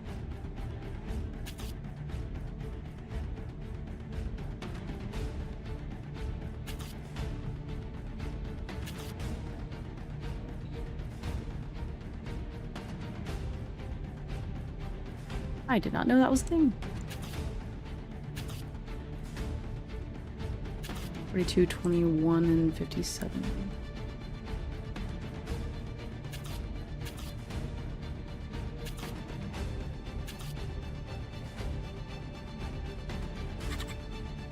Okay, and then... well, I'll worry about that for the other 2 later. Okay. If you just read... okay. Okay, if you just reach level 20 or 40, you can choose the attributes to increase. We didn't do that, so we're not going to do that. This is the only way, blah blah blah. You increase the level of one of the character's classes. Okay, we did that. Increasing your attributes. Okay, cool. So, I just didn't know. Changing identity or theme. Is there any need to change their identities or themes? No. Yeah, I think we're good. Okay, neat. Cool. Alright, so back to it. Okay, so we're going to roll for Orion's initiative.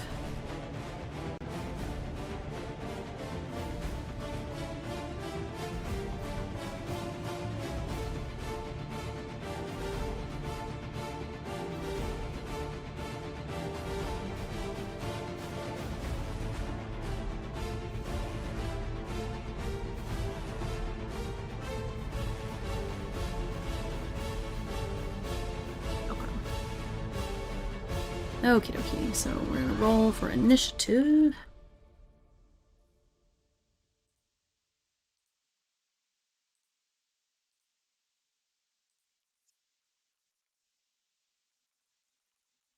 I know Orion, I think, has -2 initiative. No, it's only -1. Okay, that's not too bad. Roll.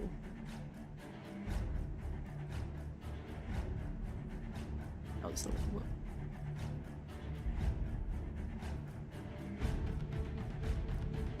Okay. The rat literally looks like a steampunk rat. I kind of love it. That's fun. Dexterity and insight. Okay. So D10 and D8.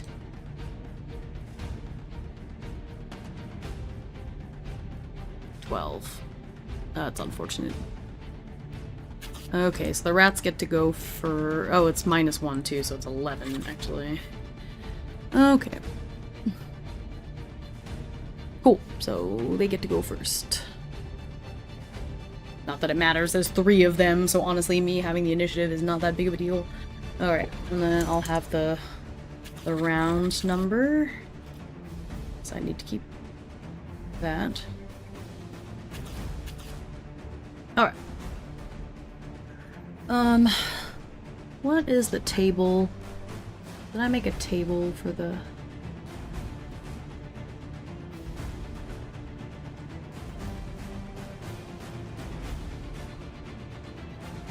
did I just roll? I think I just rolled for what the rat is gonna do. Let's see, make sure I got that. And I think they basically just have a basic attack. I don't know, they don't seem to have any other skills, so...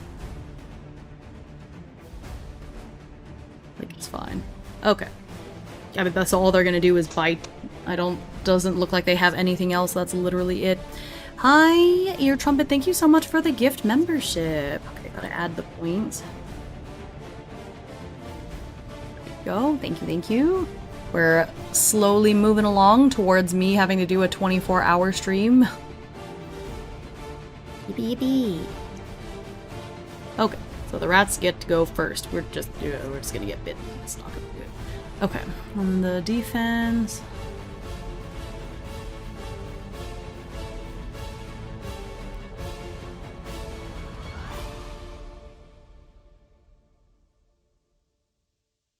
I think we have the defense.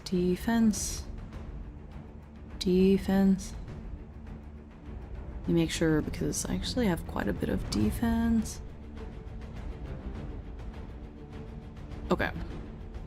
Yeah, so for them to succeed, Orion's defense is 12.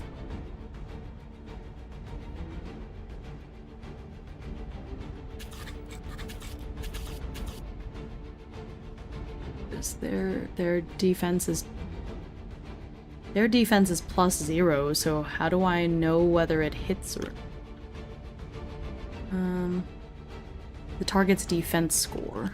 They not have a defense score? I just see +0, so what is their defense?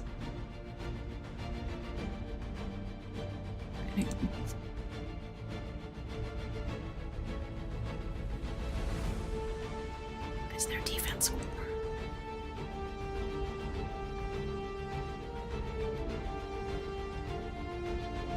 Is a D. It just says +0.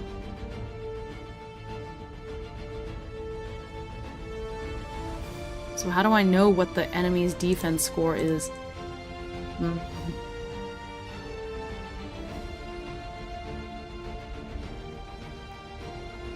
I guess they just roll for defense? How do I see this? I'm trying to understand. Setting a non-player character, blah blah blah. Yeah, that's fine. How to read the profiles. Okay, the defense, number 4. Defenses, maybe listed as a fixed number, or as a bonus to be added to their deck size. Oh, okay, so it's against their decks die size. So their defense is the dex dice.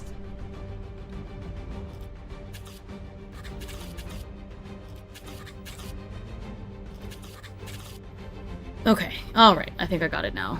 Good luck with that, thank you. Okay, I think I got it. Okay. Whew.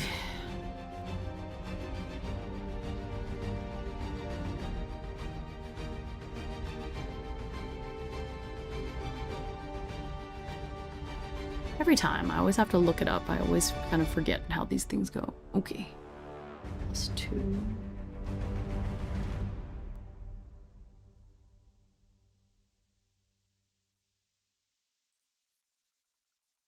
What is my characters?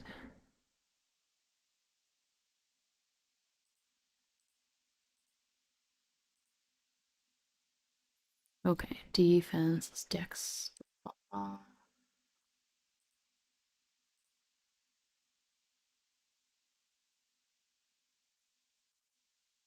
what is Orion wearing? The silk shirt.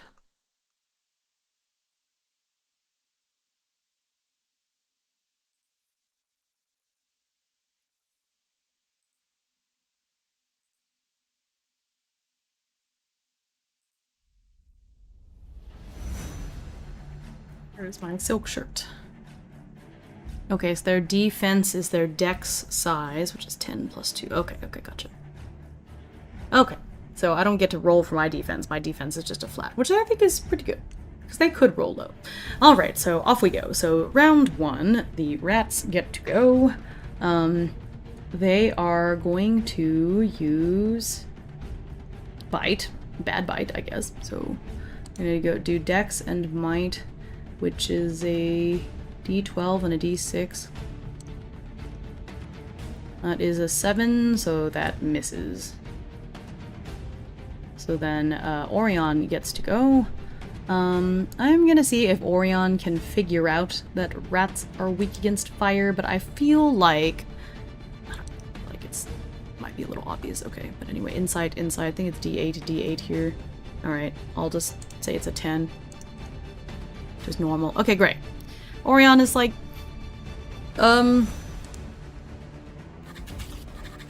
Just gonna take notes.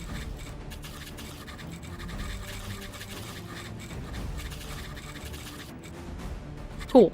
Like, these rats, they're rats. They don't seem to like my sword. I'm swinging around because Orion had already imbued it. Actually, so I did this earlier, so I'm going to subtract the MP because I did this beforehand outside of battle, because I feel like that's an RPG thing to do. So, how long does it stay imbued? I guess it hasn't been very long.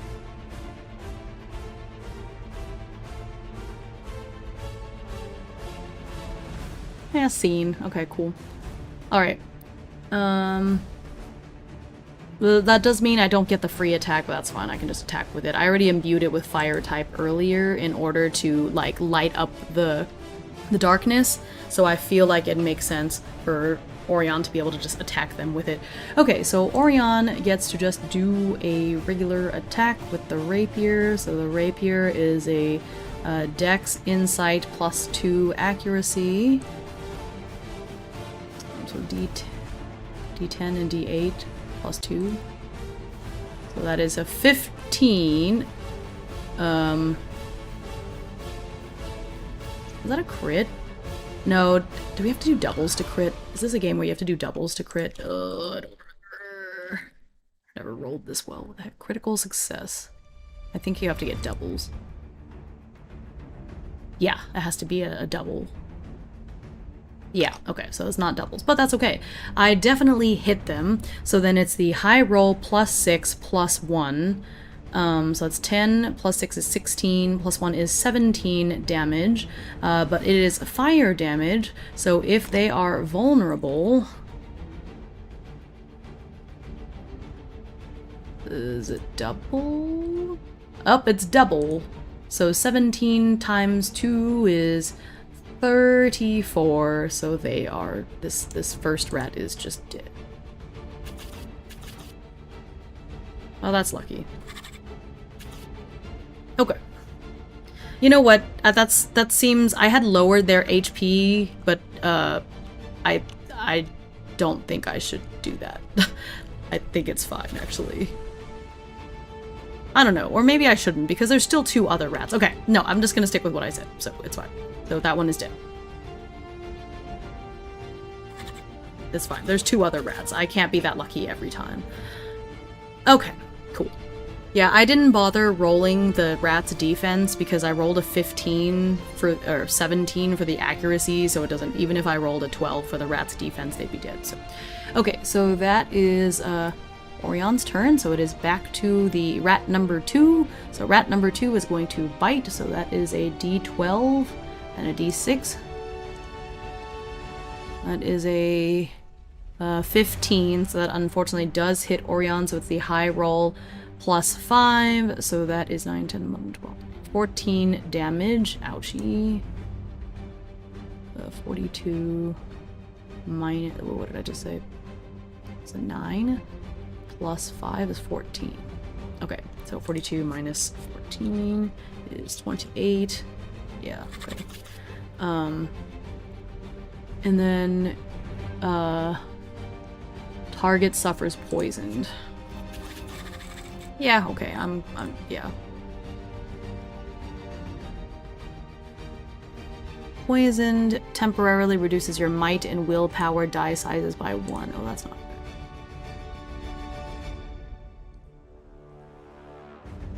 Yeah, so these are going to go down to a D4 and a D6. That's not good. Okay. Okay, well, that's not great. Okay. Now the second rat is going to go. Unfortunately, that one also hits. Oh no, am I gonna die?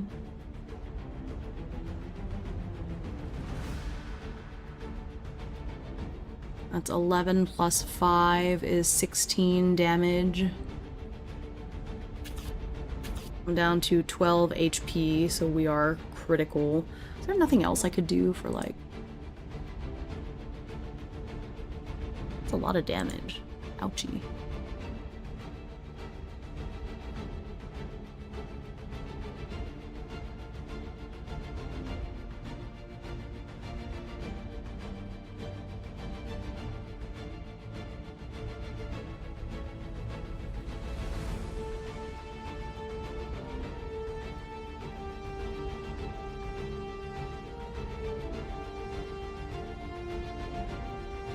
Yep, that's a lot.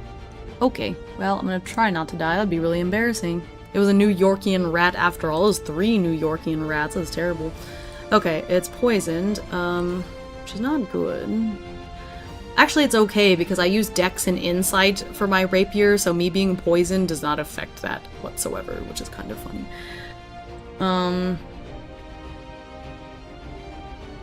Well, so now it's round 2. On the one hand, I could just kill one of the rats, probably, but on the other hand, if that other rat rolls decently, I will just die, which is not good. So I should probably heal up and hope that they miss. So I think I can use inventory points to use a potion. Let me see, because I don't have any.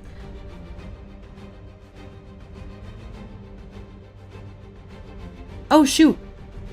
I forgot about counterattack. If after an enemy hits or misses you with a melee attack, if the result of their accuracy check was oh, I didn't do that. I forgot what the first rat rolled. Okay, well, it's dead anyways, but let me see. 9. No, I don't think.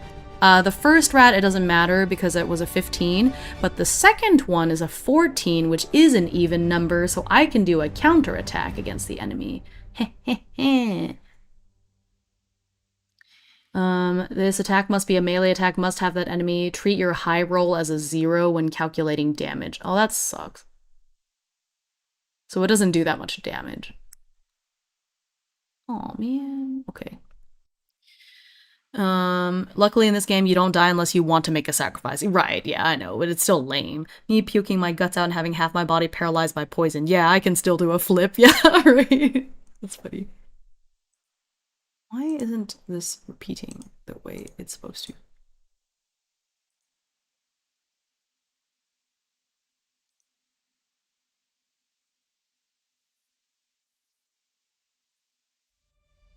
Okay.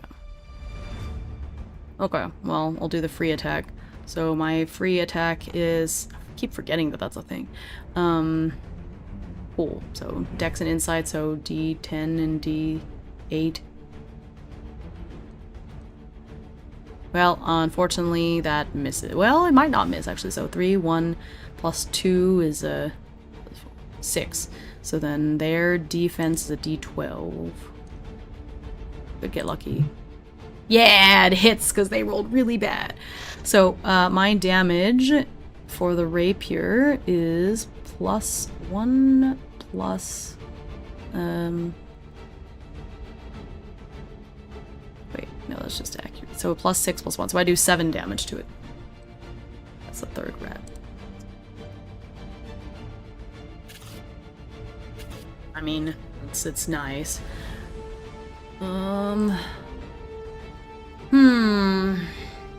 Do I risk it?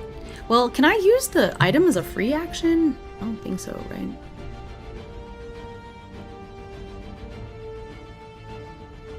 Or do I do the multi?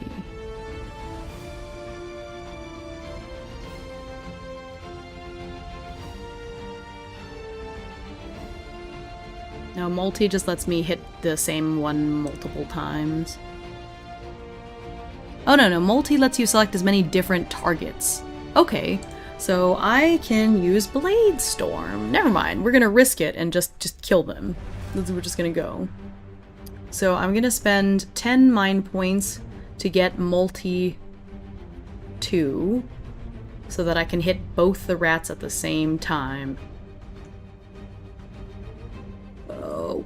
I hope this doesn't go poorly for me. This would be very sad if Orion just dies. I think using an item is a whole turn, unfortunately. So if I use an item...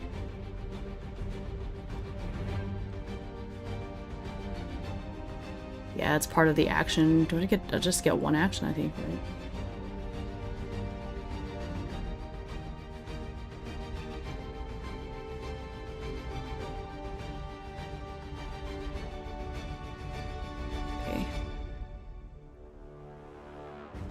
Action economy. Should be in climber, blah, blah, blah, blah, blah. Yeah, each turn allows for a single action. Yep. Okay, so we're just gonna risk it for the biscuit. We're gonna risk it for the biscuit. So we're going to use it And meanwhile, other games be like, it touched my toe when I died. Yeah. Okay. So we're gonna risk it for the biscuit. I do get +3? +3 accuracy? No, +2 accuracy. Oh god, okay. 9, 10, 11, 12, 13, 14. No, +2. 9, 10, 11, 12, 13. So I got a 13 for accuracy, which means no matter what happens, it hits, because even if the rats roll a 12, I still beat the 12. So it hits, first of all. And then, second of all, the high roll is 9, plus 7, plus 1, or plus 6, plus 1 is 7, so 9 plus 7, 16, which is doubled because it's fire damage to be 32, and since it's multi, it hits both the rats for 22, and they are both dead. Oh, okay, holy crap. Oh no. Eesh. Goodbye. Oh man, it's over. Goodness gracious. Alright. Okay. I was, you know, like I said, sometimes you gotta risk it for the biscuit, but that was tough. Ooh, that was a little scary, not gonna lie.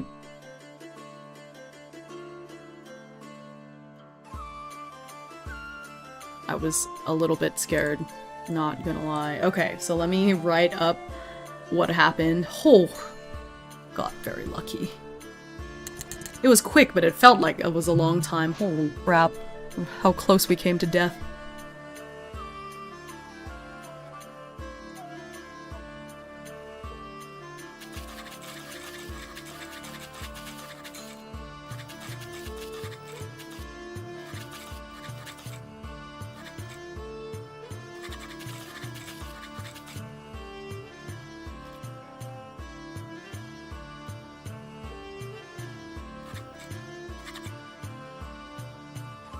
Nice, that one was close. Yeah, I was so scared. If I had rolled really poorly, or if the rats rolled really high for defense, but luckily, you know, luck was on my side, and I rolled a 13, which is just above their defense, which is, oh, lucky.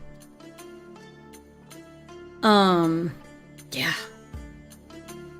I'm glad that I lowered their HP a little bit, because I did triple, so there's 3 of them, and 3 versus 1 is really, really, really tough. So I made a good call in slightly lowering their HP from 40 to 30, because I think if they had straight up kept the 40 HP, there's no way I would have won. Because if you think about it, each of these is level 5, so 3 of them together is like a level 15, and so their combination is double of Orion's level, so it would have been impossible. That was nuts. But that was good. I think that was the right choice. It ended up being a good challenge. Okay. Nearly died. I was 1 hit away from death, because I was really unlucky and they were just rolling really high past my defense. Whew.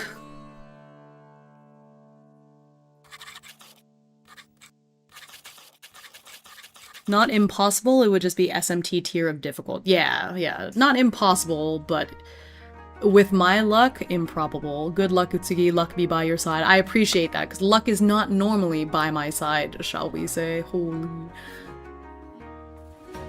Okay.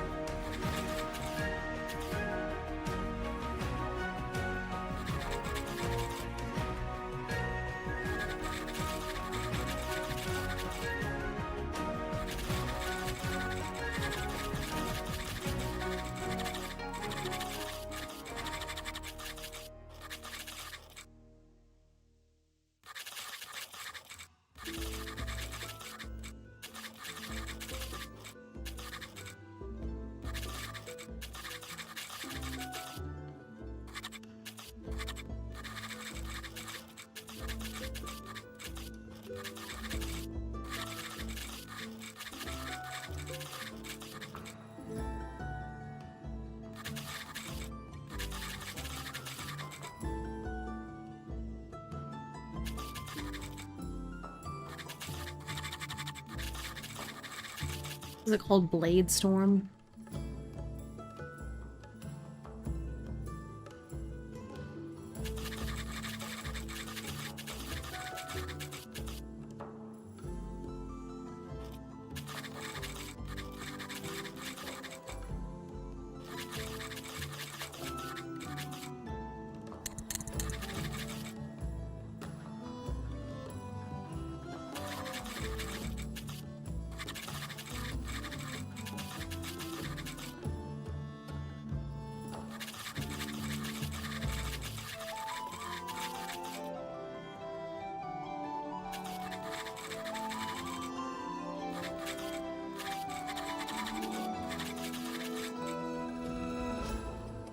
Okay. I should use my inventory points to, like, get some first aid here. Let me see here. Basic items. Is there something in here? It's like the elixir and stuff like that. Let's see if there's like a... Oh yeah, tonic. So it costs 2 IP to pull out a tonic, so I'll lower my IP by 2.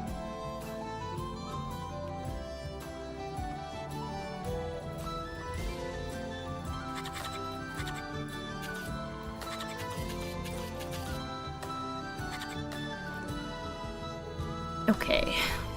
Missed the chance to recruit them into your party and become the Rat King, though. I think they have, like, some sort of nasty disease. I don't know if I could have reasoned with them. It's always rats. I had to fight the Rat King in Choir of Flesh. That was nuts.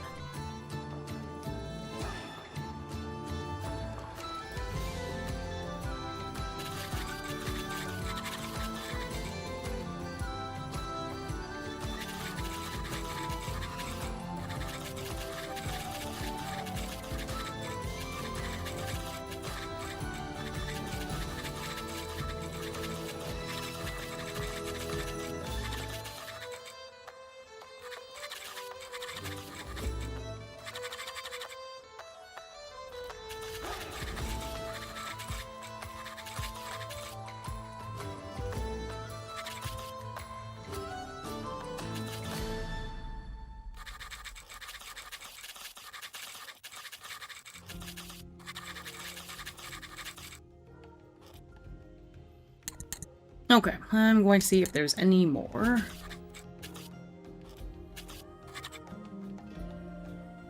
I'm gonna say unlikely, because we've been all stretched into different directions. Oh, maybe, yeah, likely. Are there more rats?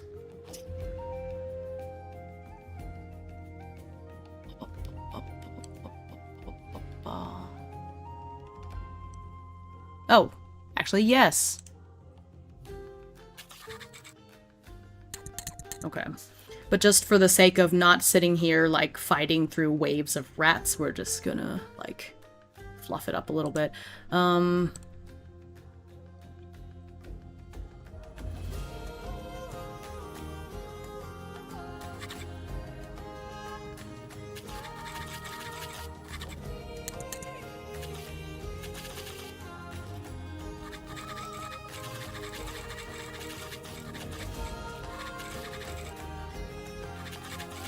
Alright, does Orion struggle with the second group? Yes. Okay.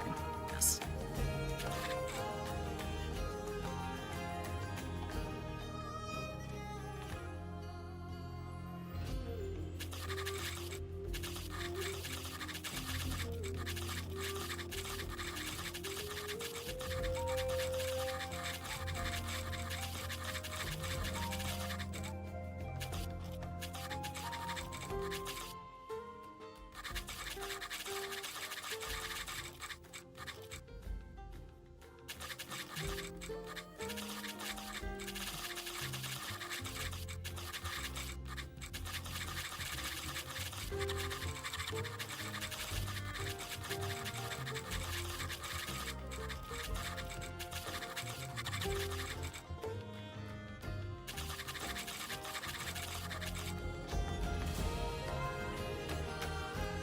I'm gonna do another IP -2 for another tonic.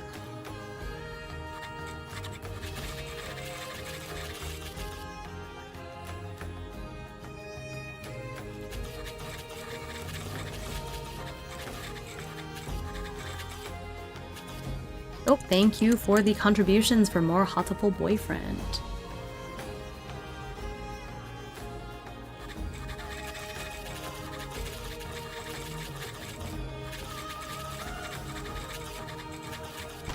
Oh, thanks for the hydrate. And for the stretch. Ooh, I'll stretch my shoulder. And the head pats. Abuse followed by aftercare. Appreciate.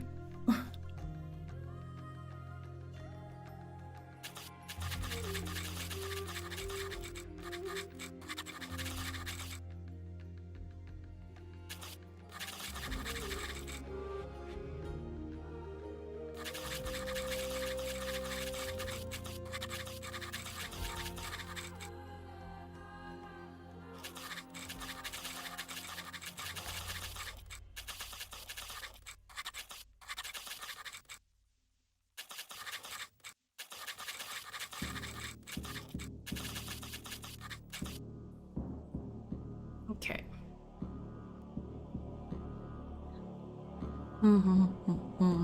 I think that is going to be it for this section. Because in the morning, that's when they get all sorted. Well, that might be like the aftermath.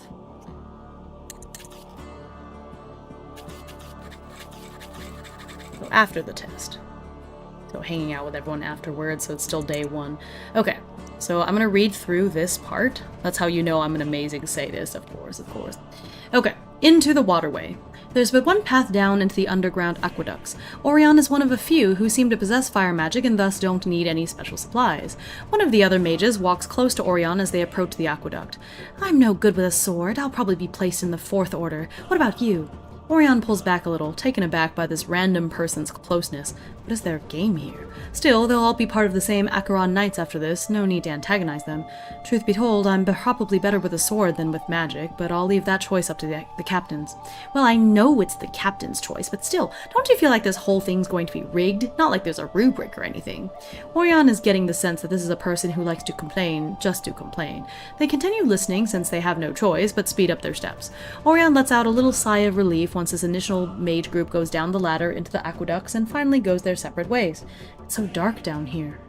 Orion imbues their rapier with fire energy, which emits just enough light to illuminate the immediate surroundings.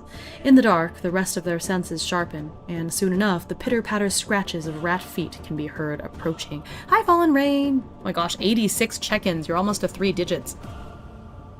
Alright, and then we had our fight. It was actually over in just 2 rounds. From further down the corridor scurries a trio of giant rats, quick as a blink. Orion bends their knees and braces themselves for combat. However, they soon notice that the rats are wary of their fiery blade. Could these rats be vulnerable to fire? Then again, few creatures aren't.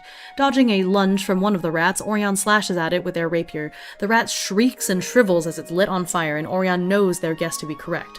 The other 2 rats manage to bite through Orion's armor, but Orion counters one and then pulls off a blade storm to dispatch them both shortly thereafter. Still, breathing hard and feeling the bite wounds throbbing, Orion knows how close they were to defeat.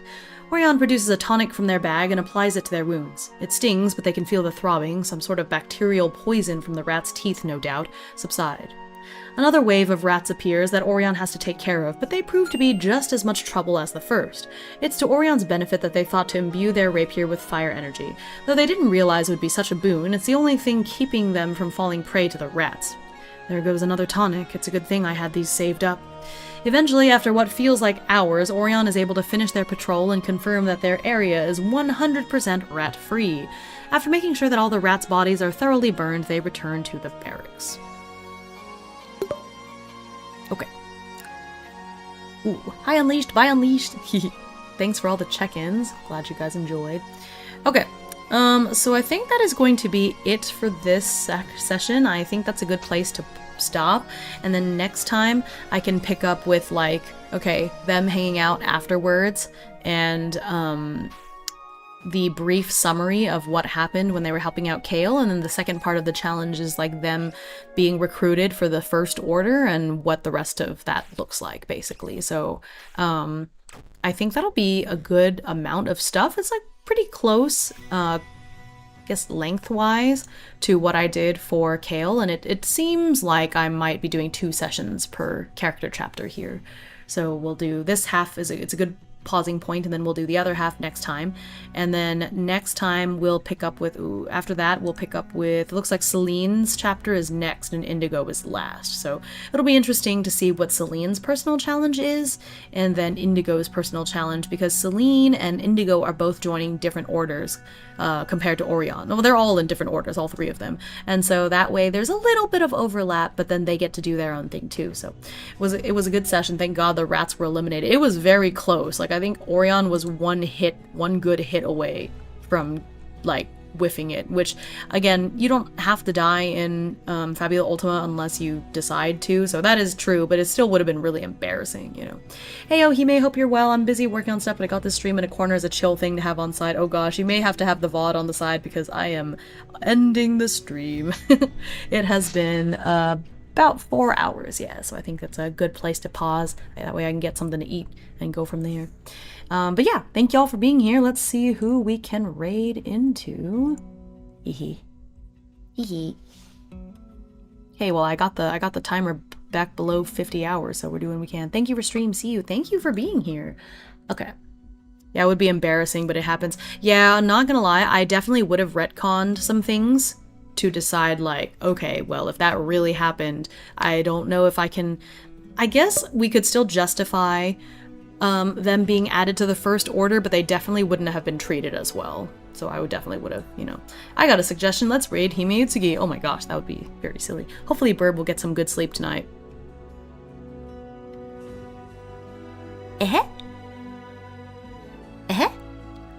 No guarantees. Okay, where do I send you all?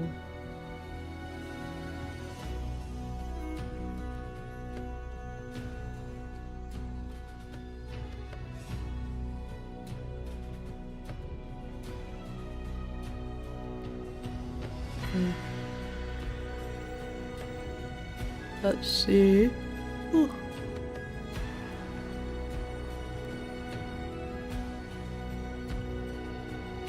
Oh, my cat is here. Hello.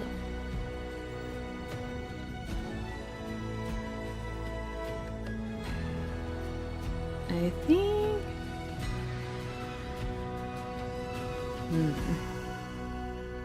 Alright, I think I'm gonna raid into Leary. She is playing some sort of puzzle looking game. It looks neat, and it's been a while since I raided into her, so I think that'll be fun.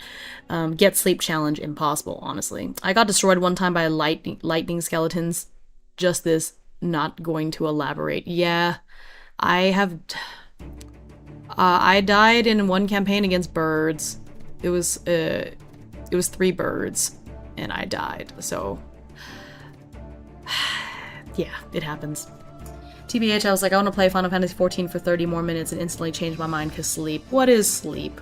Who needs sleep anyways? Yeah, we're gonna raid into Leary. Sweet Leary. Here is the raid message. Oh my god. Oh my goodness. There's 35 of you in here? On Twitch anyways? That's terrifying. Goodness gracious, that's so many. Thank you so much for being here. I hope that that wasn't too ADHD for you. Playing Stygian Library and some books just beat a librarian to death. That's wild. But you know what? Books are heavy, you know? So, understandable. You are the solo TTRPG VTubing bird. And honestly, I'm playing Fabula Ultima. That's what you all want to see, right? The Fabula Ultima. I know how it is. Just wait till you see your VOD numbers. Oh god, it'll scare me. It's Fabula Ultima. I know it's popular. Well, y'all like seeing everyone always loves seeing solo Fabula Ultima because it gives them ideas on how to play it themselves too. So, hope you enjoyed the story. Hope to see y'all next time for the next installment of this. Be good for Leary, and I will see y'all again very soon. Bye!